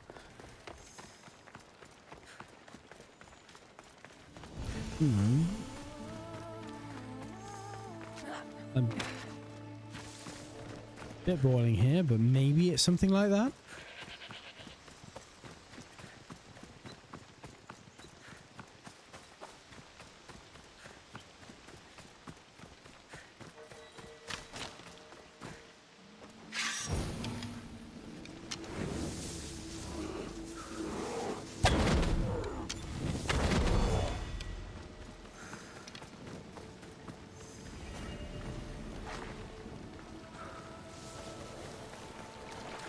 They got a new engraving. That'd be nice. We kill the Spartans. I wouldn't come any closer. Better stay hidden. You wouldn't. I couldn't possibly comment. What are you doing? You'll die today.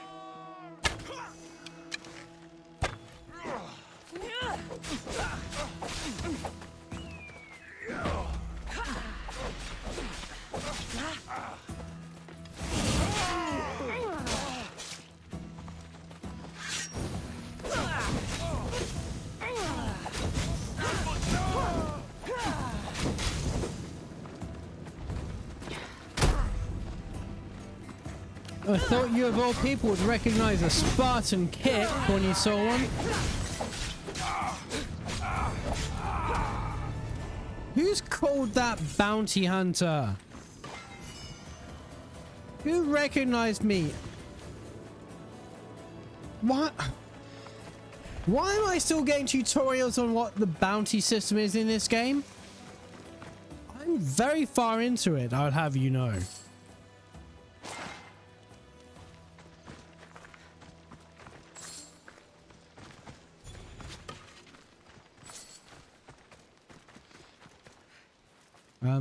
Your prisoner isn't in prison, but seems to be doing a good job of not moving regardless. I congratulate you on your initiative. Blow to the Spartans' backsides. Wow. Tell us how you feel, Cassandra. Don't hold it in.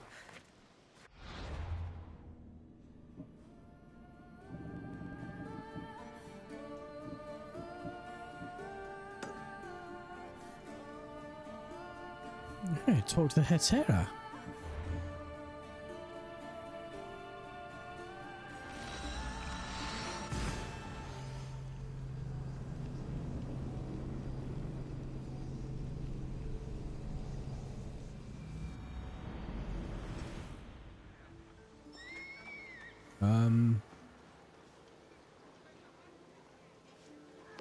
She is.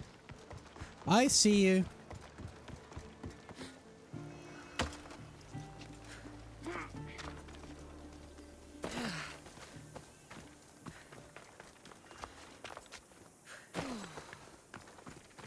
There's so many quests in this area, you're basically not going to get rid of this annoying sign in the middle until you do all of them. Or at least a decent number of them.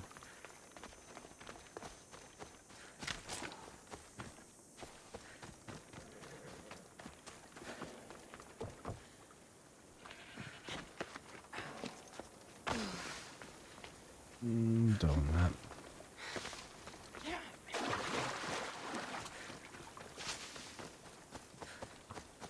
Really don't like the lens dirt and water.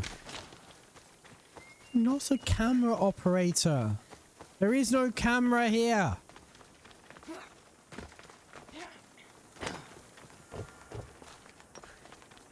I get that it's something you can't really get around in cinema because you're filming on a real actual camera. There's a lot of quests around here.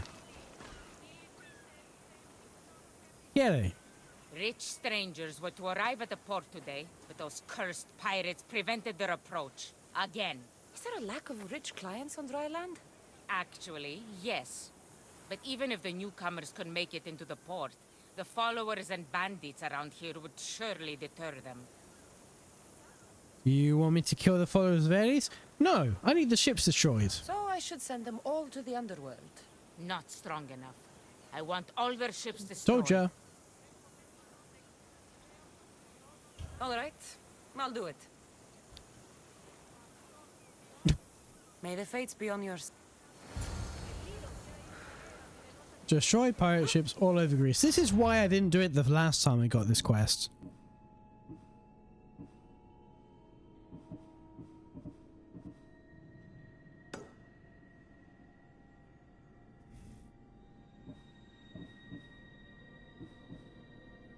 Where's the Spartan soldier?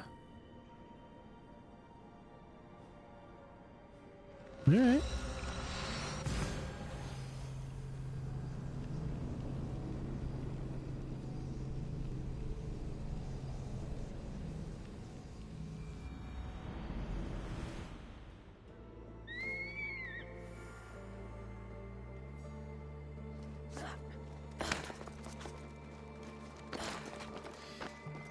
Let's find the Spartan.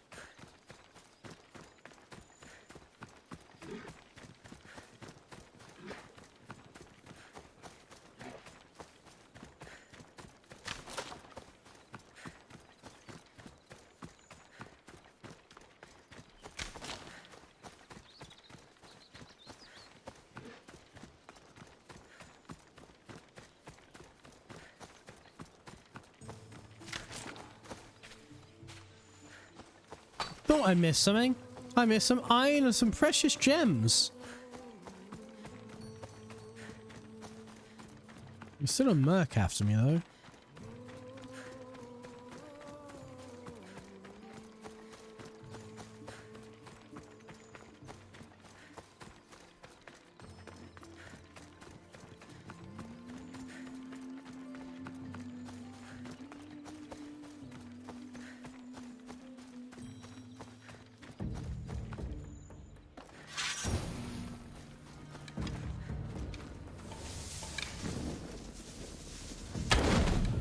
Watching for me.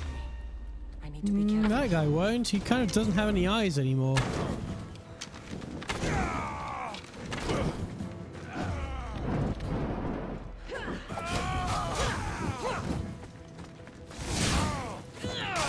Ouch.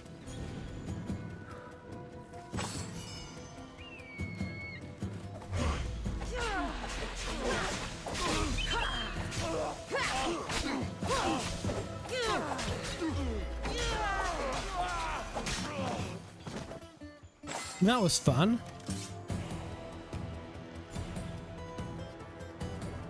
The music didn't stop. Are they not all dead?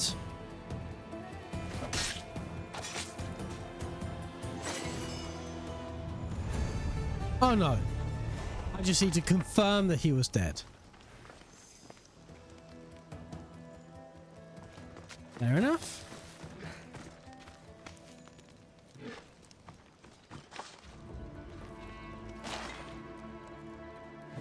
Let's burn your war supplies.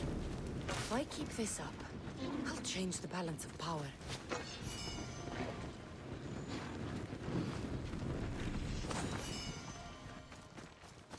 There's a deer that is very much stuck. You okay? Oh, he seems to have got himself out. Is it just me or are all the deer stags? I'm not seeing any doe around here.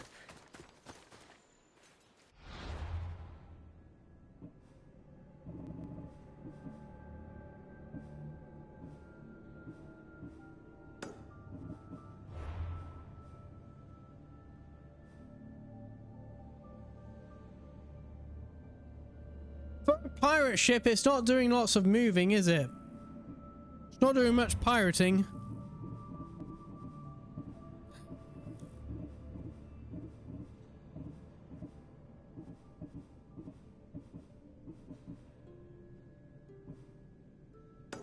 Right, Hetera, I've already talked to you. Do they really count as... Here's the thing. I know this game is wanting to be a single player MMO with all the dailies and everything. So you go to your board, you got 24 hours to do this quest. You go into the menu and you can fucking see them, look.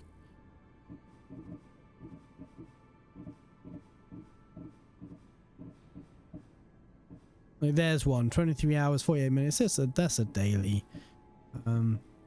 Another daily there. Another one. Another one. Another one. Another one. That was probably a weekly when I got it. No, whatever. It's wanting to be a single player MMO just to keep people coming back and playing for some reason. Games as a service and all that shite. But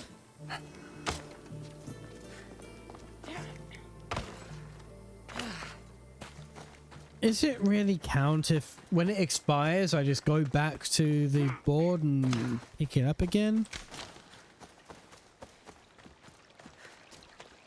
Because I'm not really doing them. Not deliberately anyway. I'm not going to go over there and kill some cunt and kill 10 cunts all over Greece. It's not really fun, enjoyable, good gameplay. But if I don't do it, I'll just pick up the quest again anyway. But I guess I could do it and then pick it up again the next day because that's fun, right? That's not pointless busy work at all.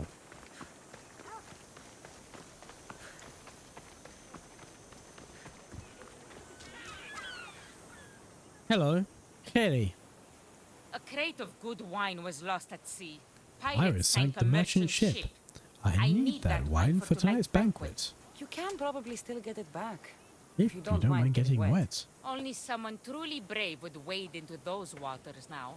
The pirates are still nearby. And you want me to kill the sharks? Of a shark spotted close to the port. And you want me to gut all the sharks? Yes, all of them must be gutted. You want me to kill 5 sharks all over Greece, nowhere fucking near your wine. I'm in your debt. Not yet, you know.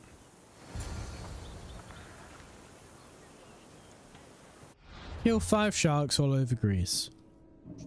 Yeah.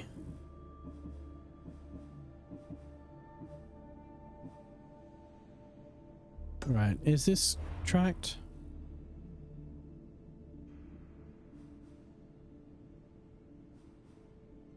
No, I think it's just something I will do by virtue of just playing the game, kill these followers of Ares. Kill Athenian soldiers? Any specific ones or in general? Yes, they are in specific ones.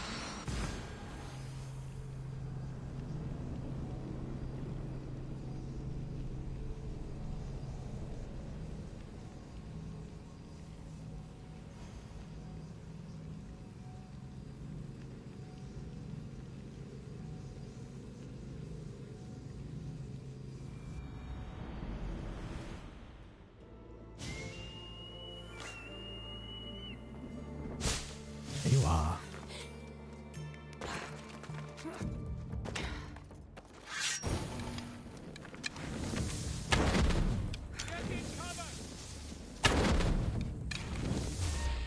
I keep missing.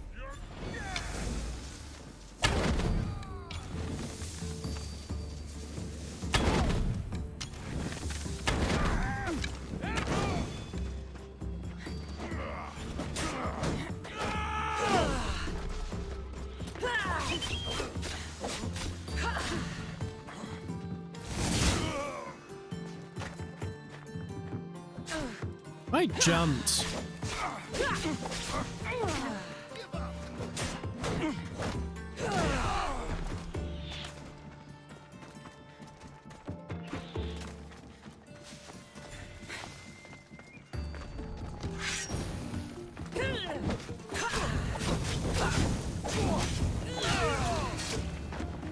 return to the priestess.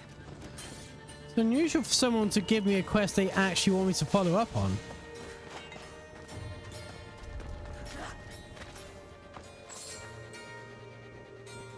I was pressing the wrong button. That's why it wasn't doing it.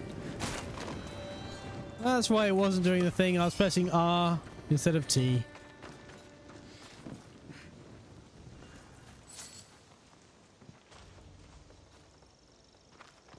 Ah. And I will take your treasure.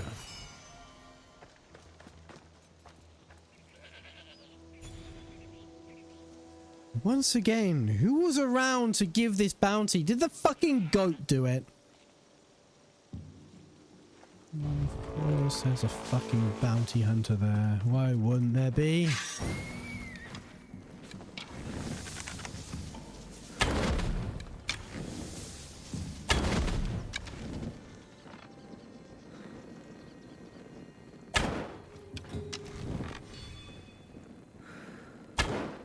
You know, I've never worked out. What does it mean when the health bar flashes gold? Oops. I meant to be holding O when I did that. Like, I don't think I've ever managed to hit a mercenary when their whole health flash gold, because it does it for literally a fraction of a second.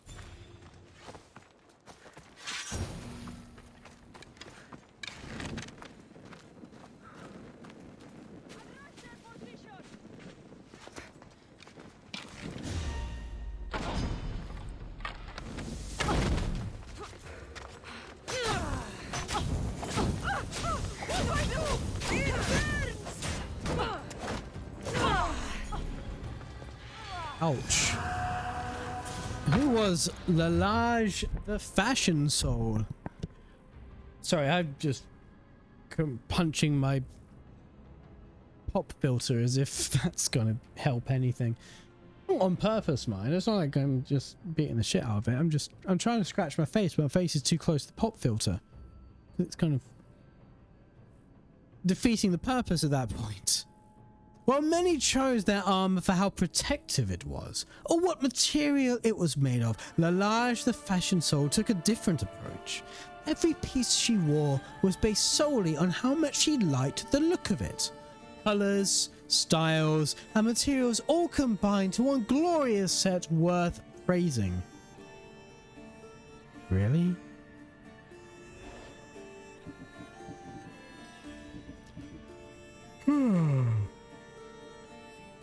Where am I?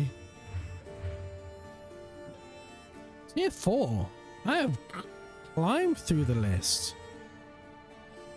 How? I haven't killed anyone from tier 5 or 6.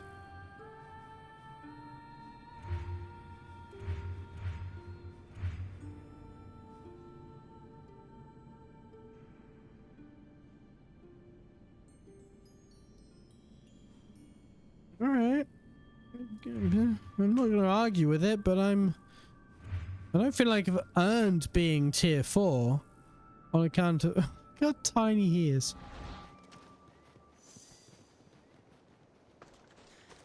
I'm going to see what this fashionista has for me.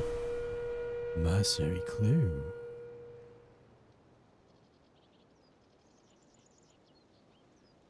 Was it P? It was.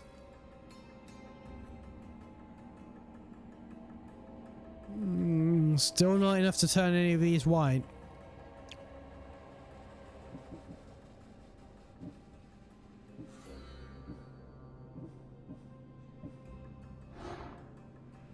I don't know how many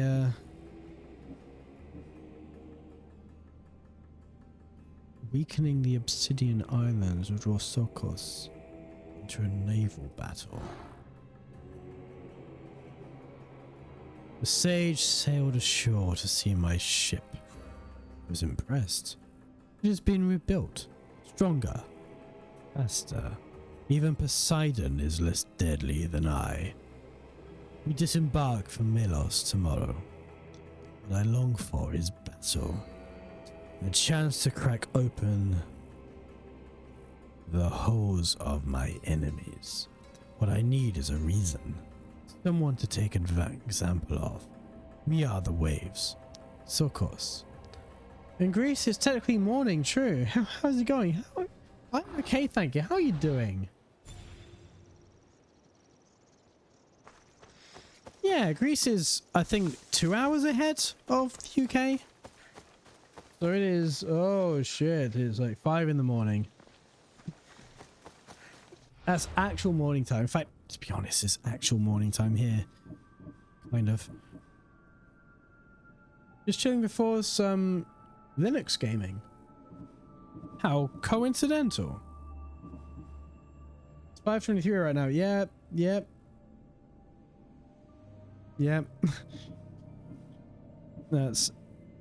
That's actual morning, isn't it? That is actual proper morning. You can't even call that night. Yeah. Let's go and not that far away. Let's run to her.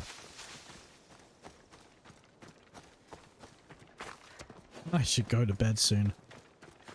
No, I'm not going. I'm not going to. I'm just gonna stay up. In like an hour, the sun will start picking out the clouds. Yeah. I mean, at least it's winter, or getting there anyway. So I feel less bad about staying awake, because it's not like in summer where the sun is shaming me into going to sleep. But then, just because I end up like going to bed when it's dark and getting up when it's dark and living when it's dark, that stops meaning anything at some point.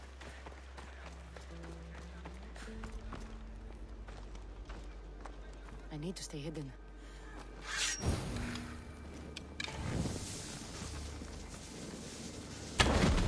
I missed. He moved his head. Get it down! Malaka! I see her! That was a terrible... No! I've spotted her! You know what? That didn't have the effect on clearing my bounty that I was hoping for. Actually, I feel like if my point was to get rid of my wanted level, I may have done the opposite of that. I'll find you, coward! You'll find me. You seem to be under the impression that I'm hiding. Yeah, my wanted level has, if anything, gone up from doing that. What a unexpected series of events. Hey, I've got a nice mercenary belt though. That wasn't good.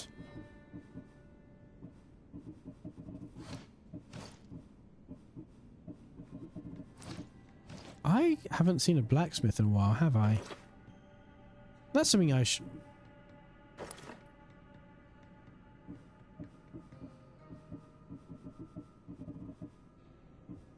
I already had something way better. Whoopsie.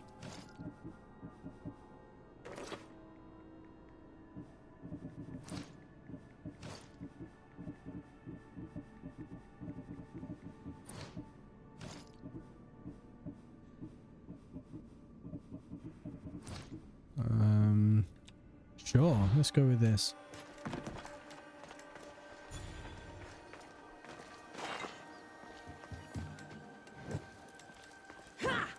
I missed. I got it. Ah, here's another war supply. Missed again. Oh, no, I didn't. No, I didn't run. Will have trouble maintaining control now. I don't remember her making remarks like this so consistently when I did shit. Right, is the leader anywhere nearby?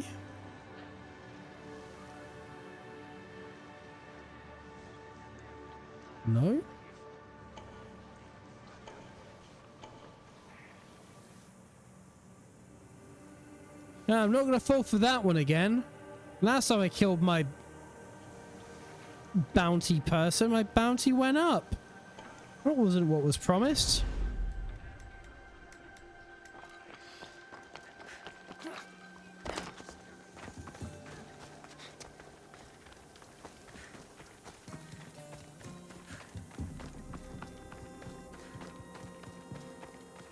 Right. You're back. Have you killed them? I gutted care them. of them. Every last one.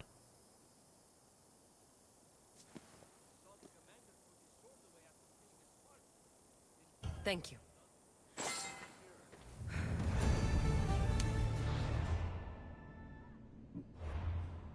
Don't know why I did that. That was the wrong menu.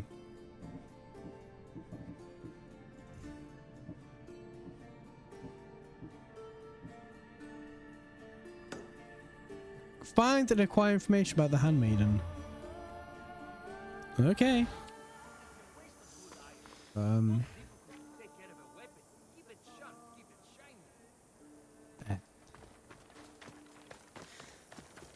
That way.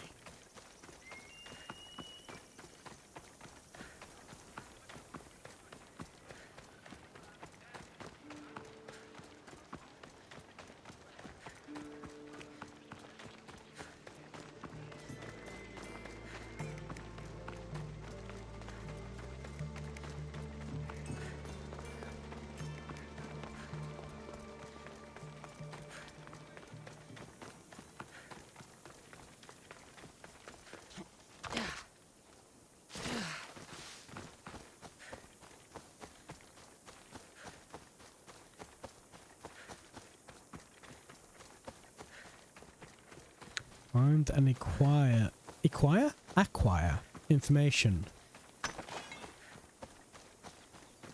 Find and acquire. Aren't they the same thing? Just find is know where it is, and acquire is pick it up. Not many places for a handmaiden to hide in the outskirts of the city. This must be it.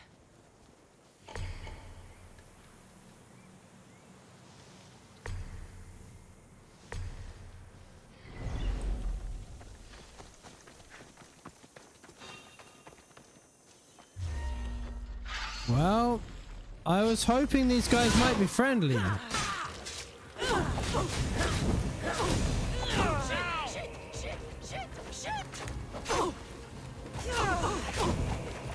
I hate that it didn't default to the one with the shield when I used the shield attack.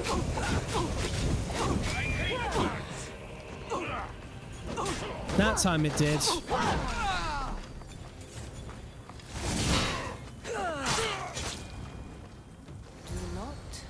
Trust the fates. It's addressed to the High Priestess. She needs to know about this. Return to the High Priestess at Aphrodite's watch. Oh, right over there.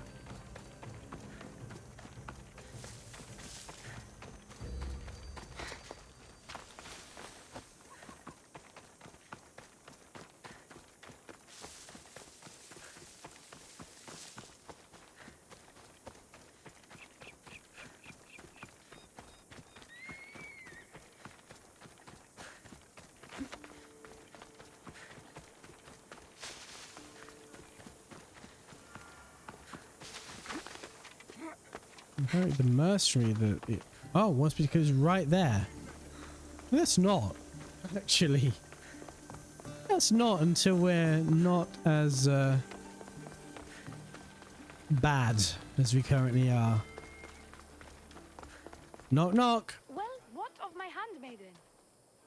She was murdered. It might have something to do with this note. It says, "Don't trust the fates." That's it? The rest of the papyrus is stained with blood. That makes no sense. She protected it with her life. It wasn't for nothing. Now we will never know for sure if there is a traitor in our ranks. But I cannot rule out the possibility. He was murdered, so quite Our situation possibly. is dire. Work with the Oni. secure Kithira for us, Mistios.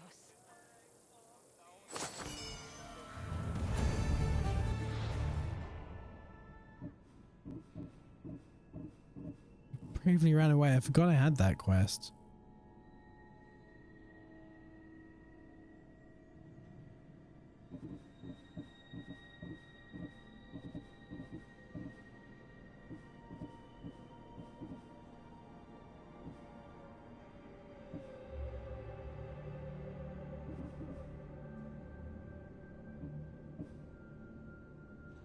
Right, so this is the quest line that's to do with the one I just did. Cassandra was tasked with heading into the Mycanian ruins to search for a stolen bag of poison for the priestesses of Kithira. Find the statue of poison, which would be where? Oh, there's a mercenary after me, and he's got a pet cat. Good for them. Good for them, they've got a pet cat. Bad for them, I'm probably about to kill it.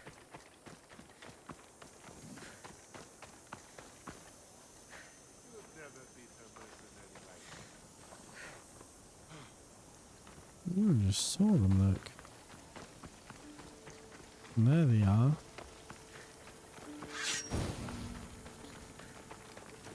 Maybe did that a bit prematurely.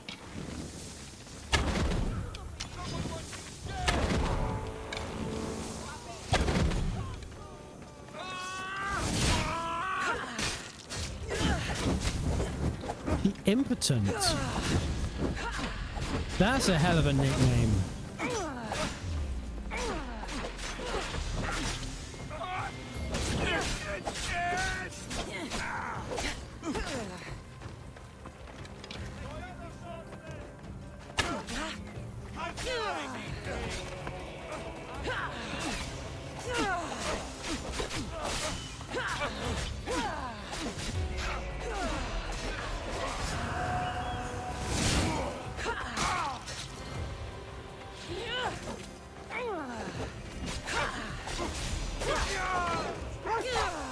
Really? I have to kill a dog?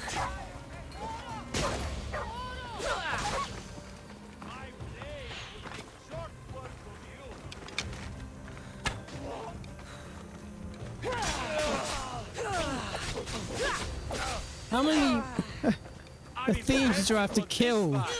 Because that guy was hostile and they're all taking his side.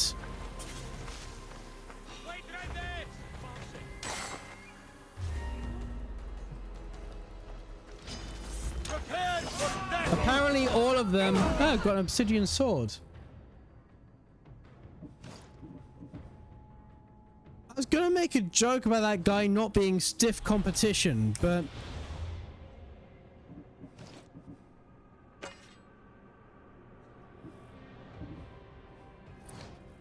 the moment was ruined because of how fucking many people it turned out. I had to fight because of that guy just being there.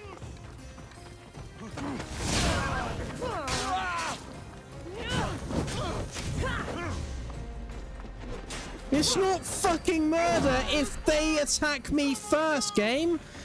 That's not how murder works.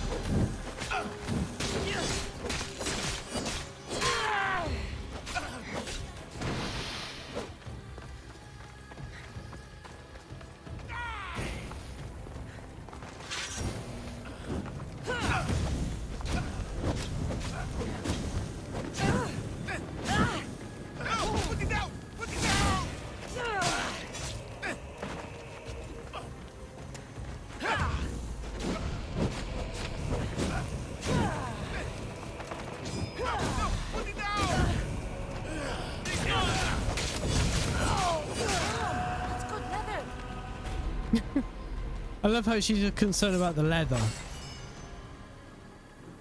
Is that all of them? We fucking done now?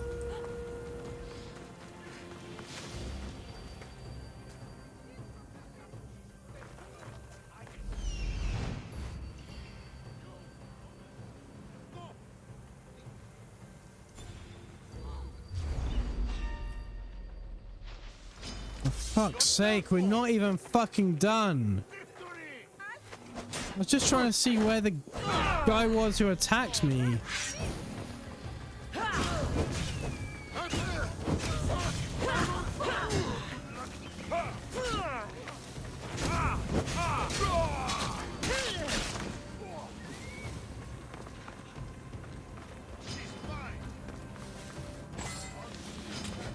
Where even is? I can't even work out where the fucking body went. Got you now. Dodge your pass.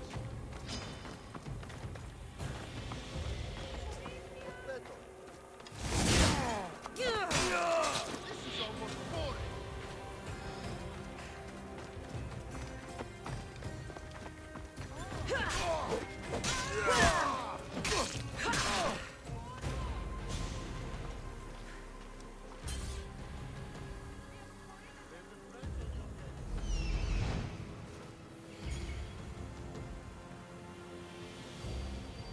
Well,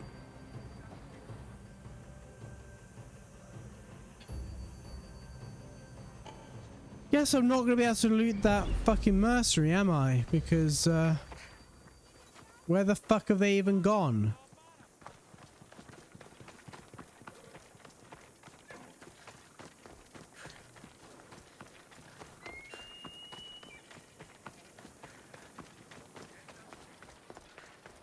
I love how I've gone up 2 wanted levels, like, or nearly got up 2 wanted levels just because one mercenary decided to attack me. And defending myself counted as murder.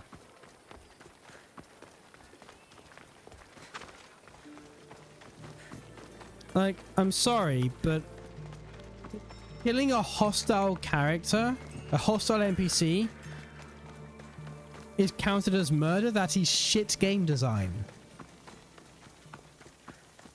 Like, you should not get wanted levels from killing hostile enemies.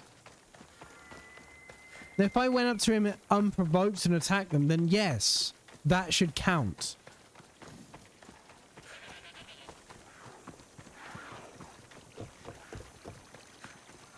But holy fuck, I've nearly got up 2 wanted levels because of the guards all took their side.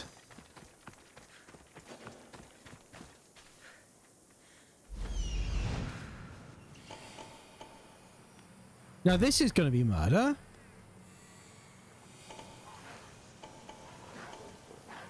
What the fuck is that? What the fuck is this pointing at? I'm where I need to be. And I know you are. Wonder.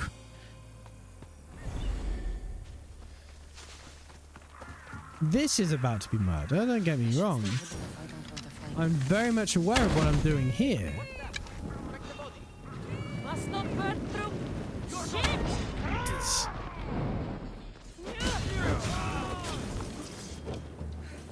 Somebody help!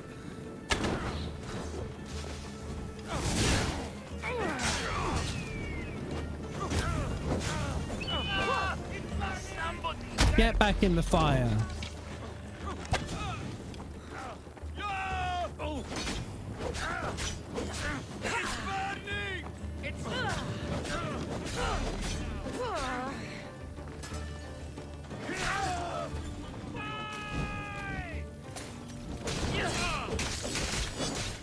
Wow, you're putting up with a lot of punishments.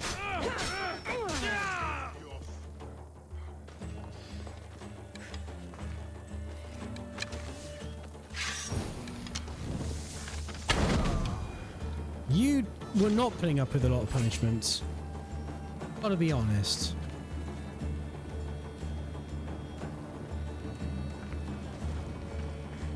Somebody help me! I never thought of it. That's the ancient tablet. Here's another prisoner. Hey, do you want to go free? You saved me! That's 2 captives. The treasure is right up there. What? Wasn't even trying to get up there. This is the way. Ah, and the treasure is the quest. Poison. Coward's weapon. The Oni will want this back. Oh look, there's a fucking mercenary. Right. Let's save. And then...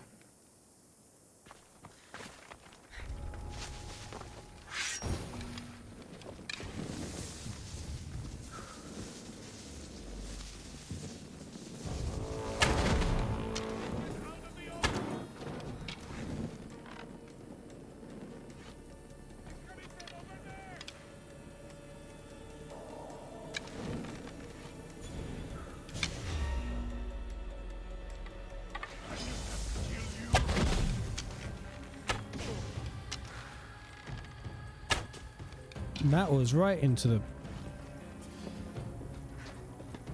I see ya!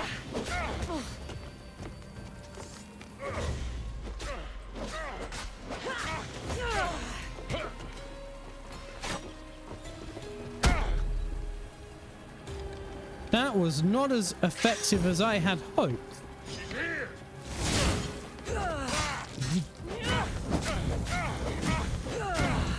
Help me put it down! Come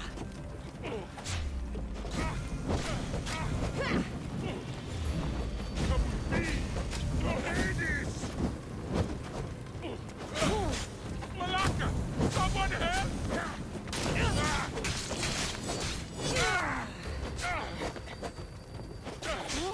You gotta fucking jump when I press the button.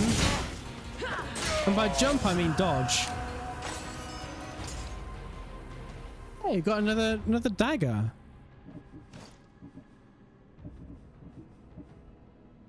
Combat blade, fire damage and poison damage. Sweet.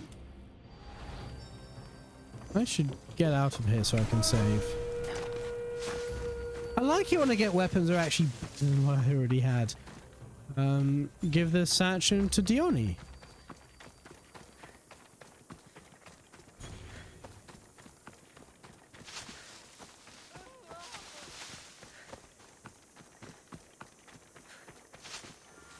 Well.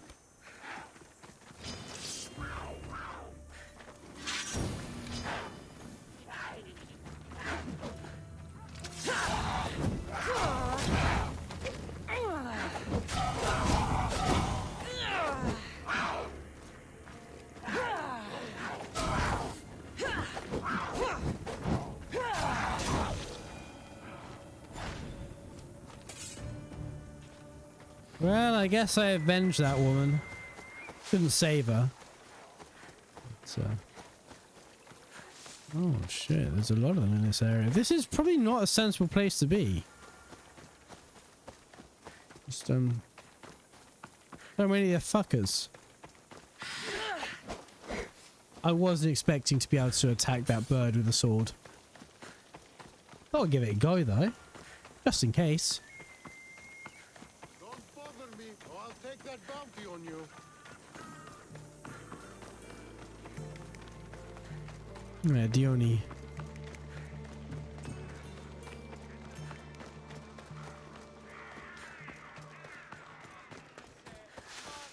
Your sister sends her regards. Did you find out anything about this traitor? There seems to be a traitor in the temple, but she's unsure who. There was just a note reading, "Do not trust the fates." Interesting. It really is as my sister says. We can't trust anyone. Thank you, Miss Theos. I'll watch my back. Is there something else? Here's your apothecary's bag. With this, we can make sure all our priestesses are armed for battle. Excellent work, Miss Theos. I have more questions. About me, maybe? Oh yeah, I bet. This associate of yours, where is he? Ask for the harbor master at the tavern in Scandia Harbor. He'll be the obnoxious I drunk. do remember you telling me this now that you say it again. I'll be back. Right. This, should probably... Well, I've got 124,000, I should see a blacksmith. We really should. Tomorrow. Tomorrow I should see a blacksmith. Talk to Harbor Master in Scandia Harbor about aiding Dione. Okay. You are that way. I leveled up again.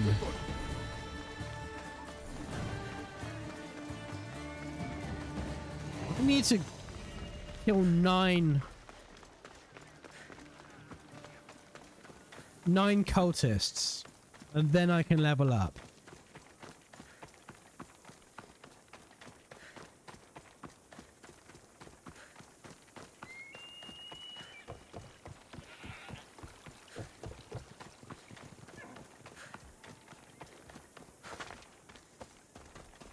Yoink.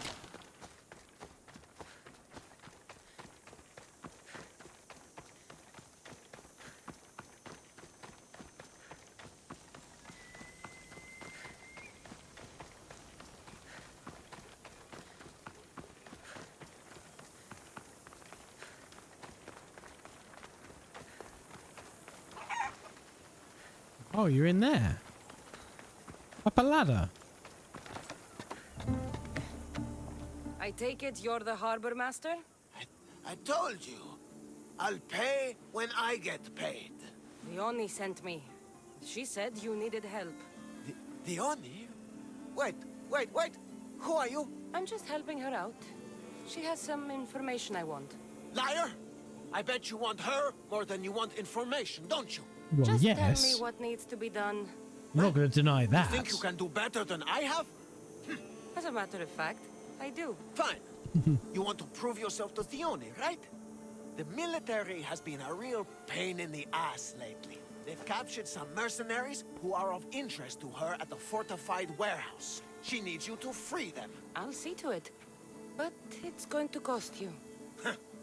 If you make it back alive, I'll fatten your pockets with drachmi myself. Deal. But first, I have some questions. Freeing prisoners sounds treasonous. Why would she want to do that? In her paranoia, the High Priestess has ordered anyone suspicious to be detained. But these prisoners were mercenaries, minding their own business. A mercenary's business is rarely their own. Still, Dione wants them to help fight against her enemies. And let me guess, the only ones she can trust are those who can be bought with Rahmi. Exactly. Of course she trusts me too. I bet she does. Is the only someone special to you? Why am I telling you any of this? Because you're drunk.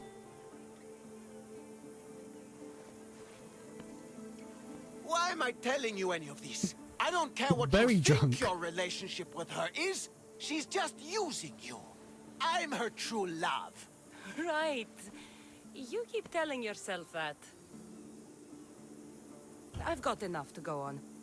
You better get my drachmi ready. Come back when you're done. If you make it out of the camp alive.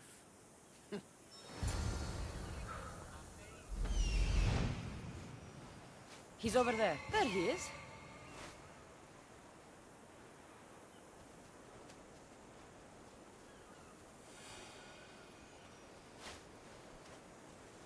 Found him.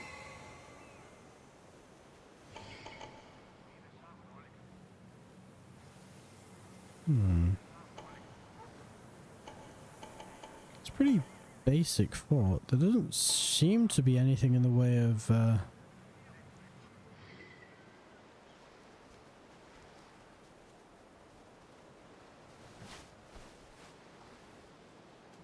like signal beacon.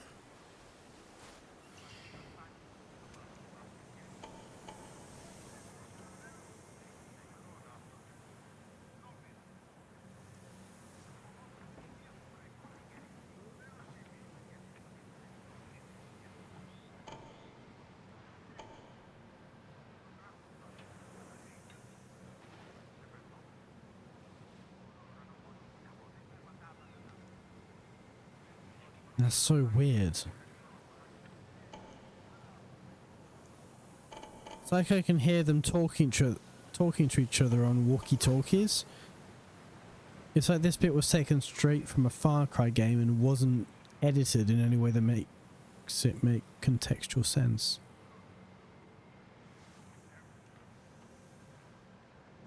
Anyway, whatever. Really?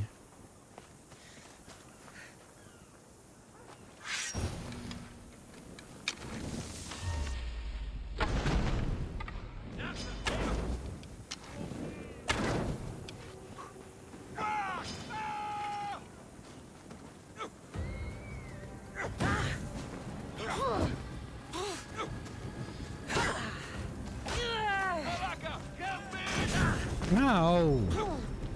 Another bounty collected. Well.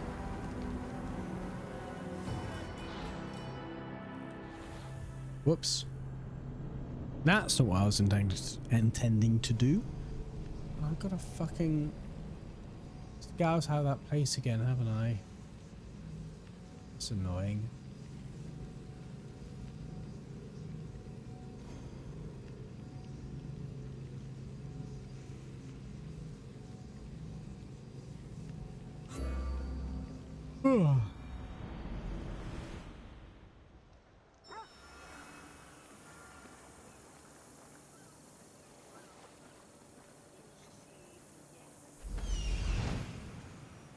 There he is.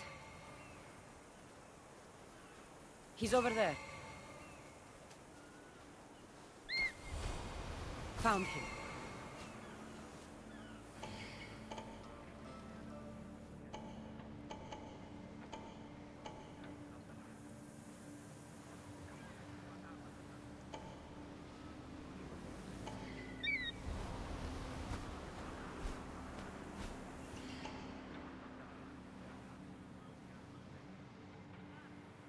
Oh, what is it?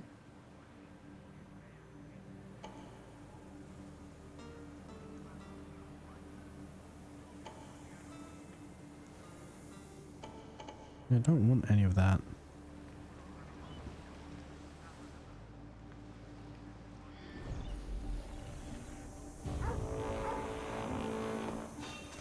Your death will help me make my fortune.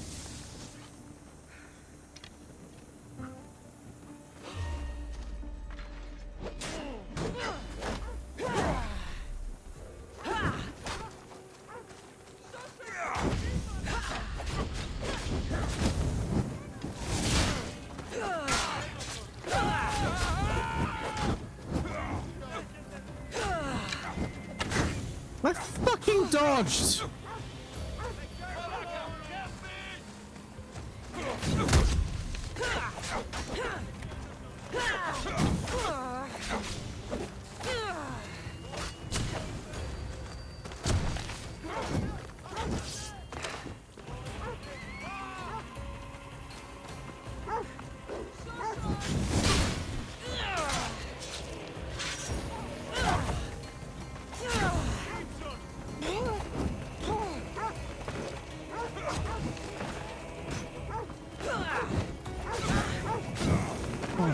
He does so much damage in each hit.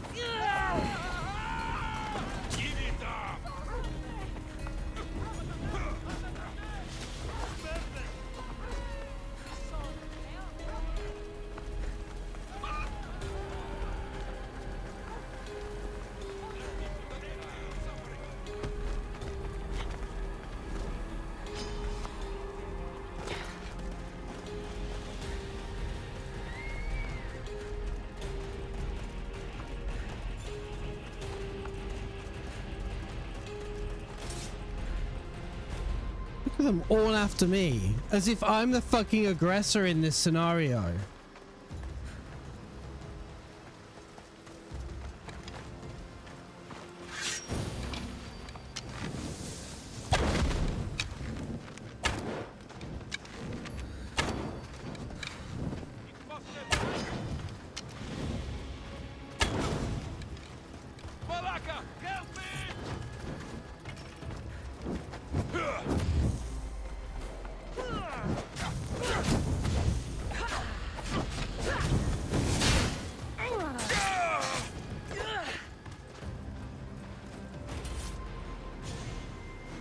Fuck you, bitch. Oh, look, you had a nice bow.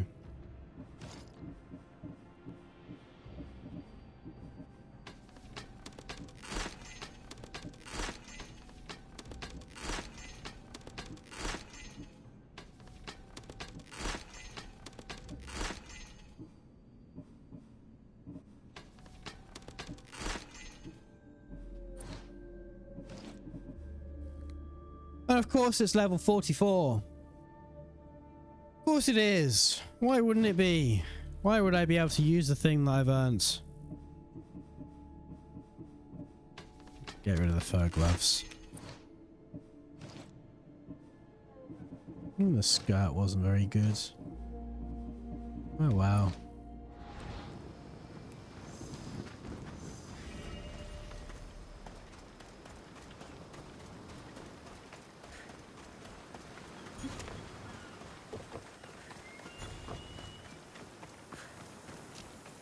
Right, here's what I'm going to do.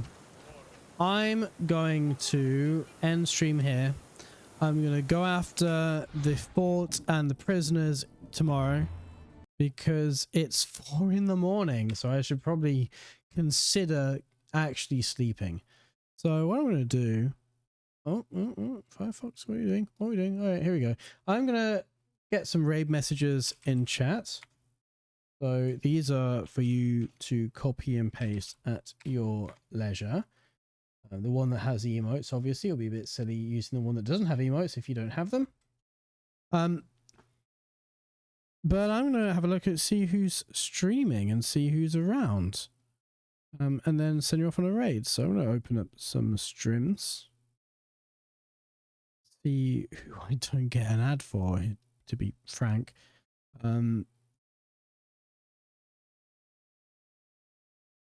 Okay, let's see.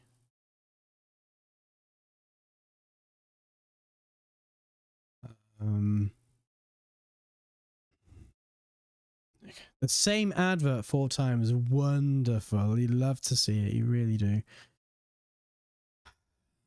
Right, so I'm just going to wait then for 30 seconds for these to run out because I don't want to start raiding someone and find out they've already gone offline, which is... Okay, here we go. We're gonna... Let's raid Lou, who is currently playing Mass Effect 3. Right, let's raid Dim. Here we go.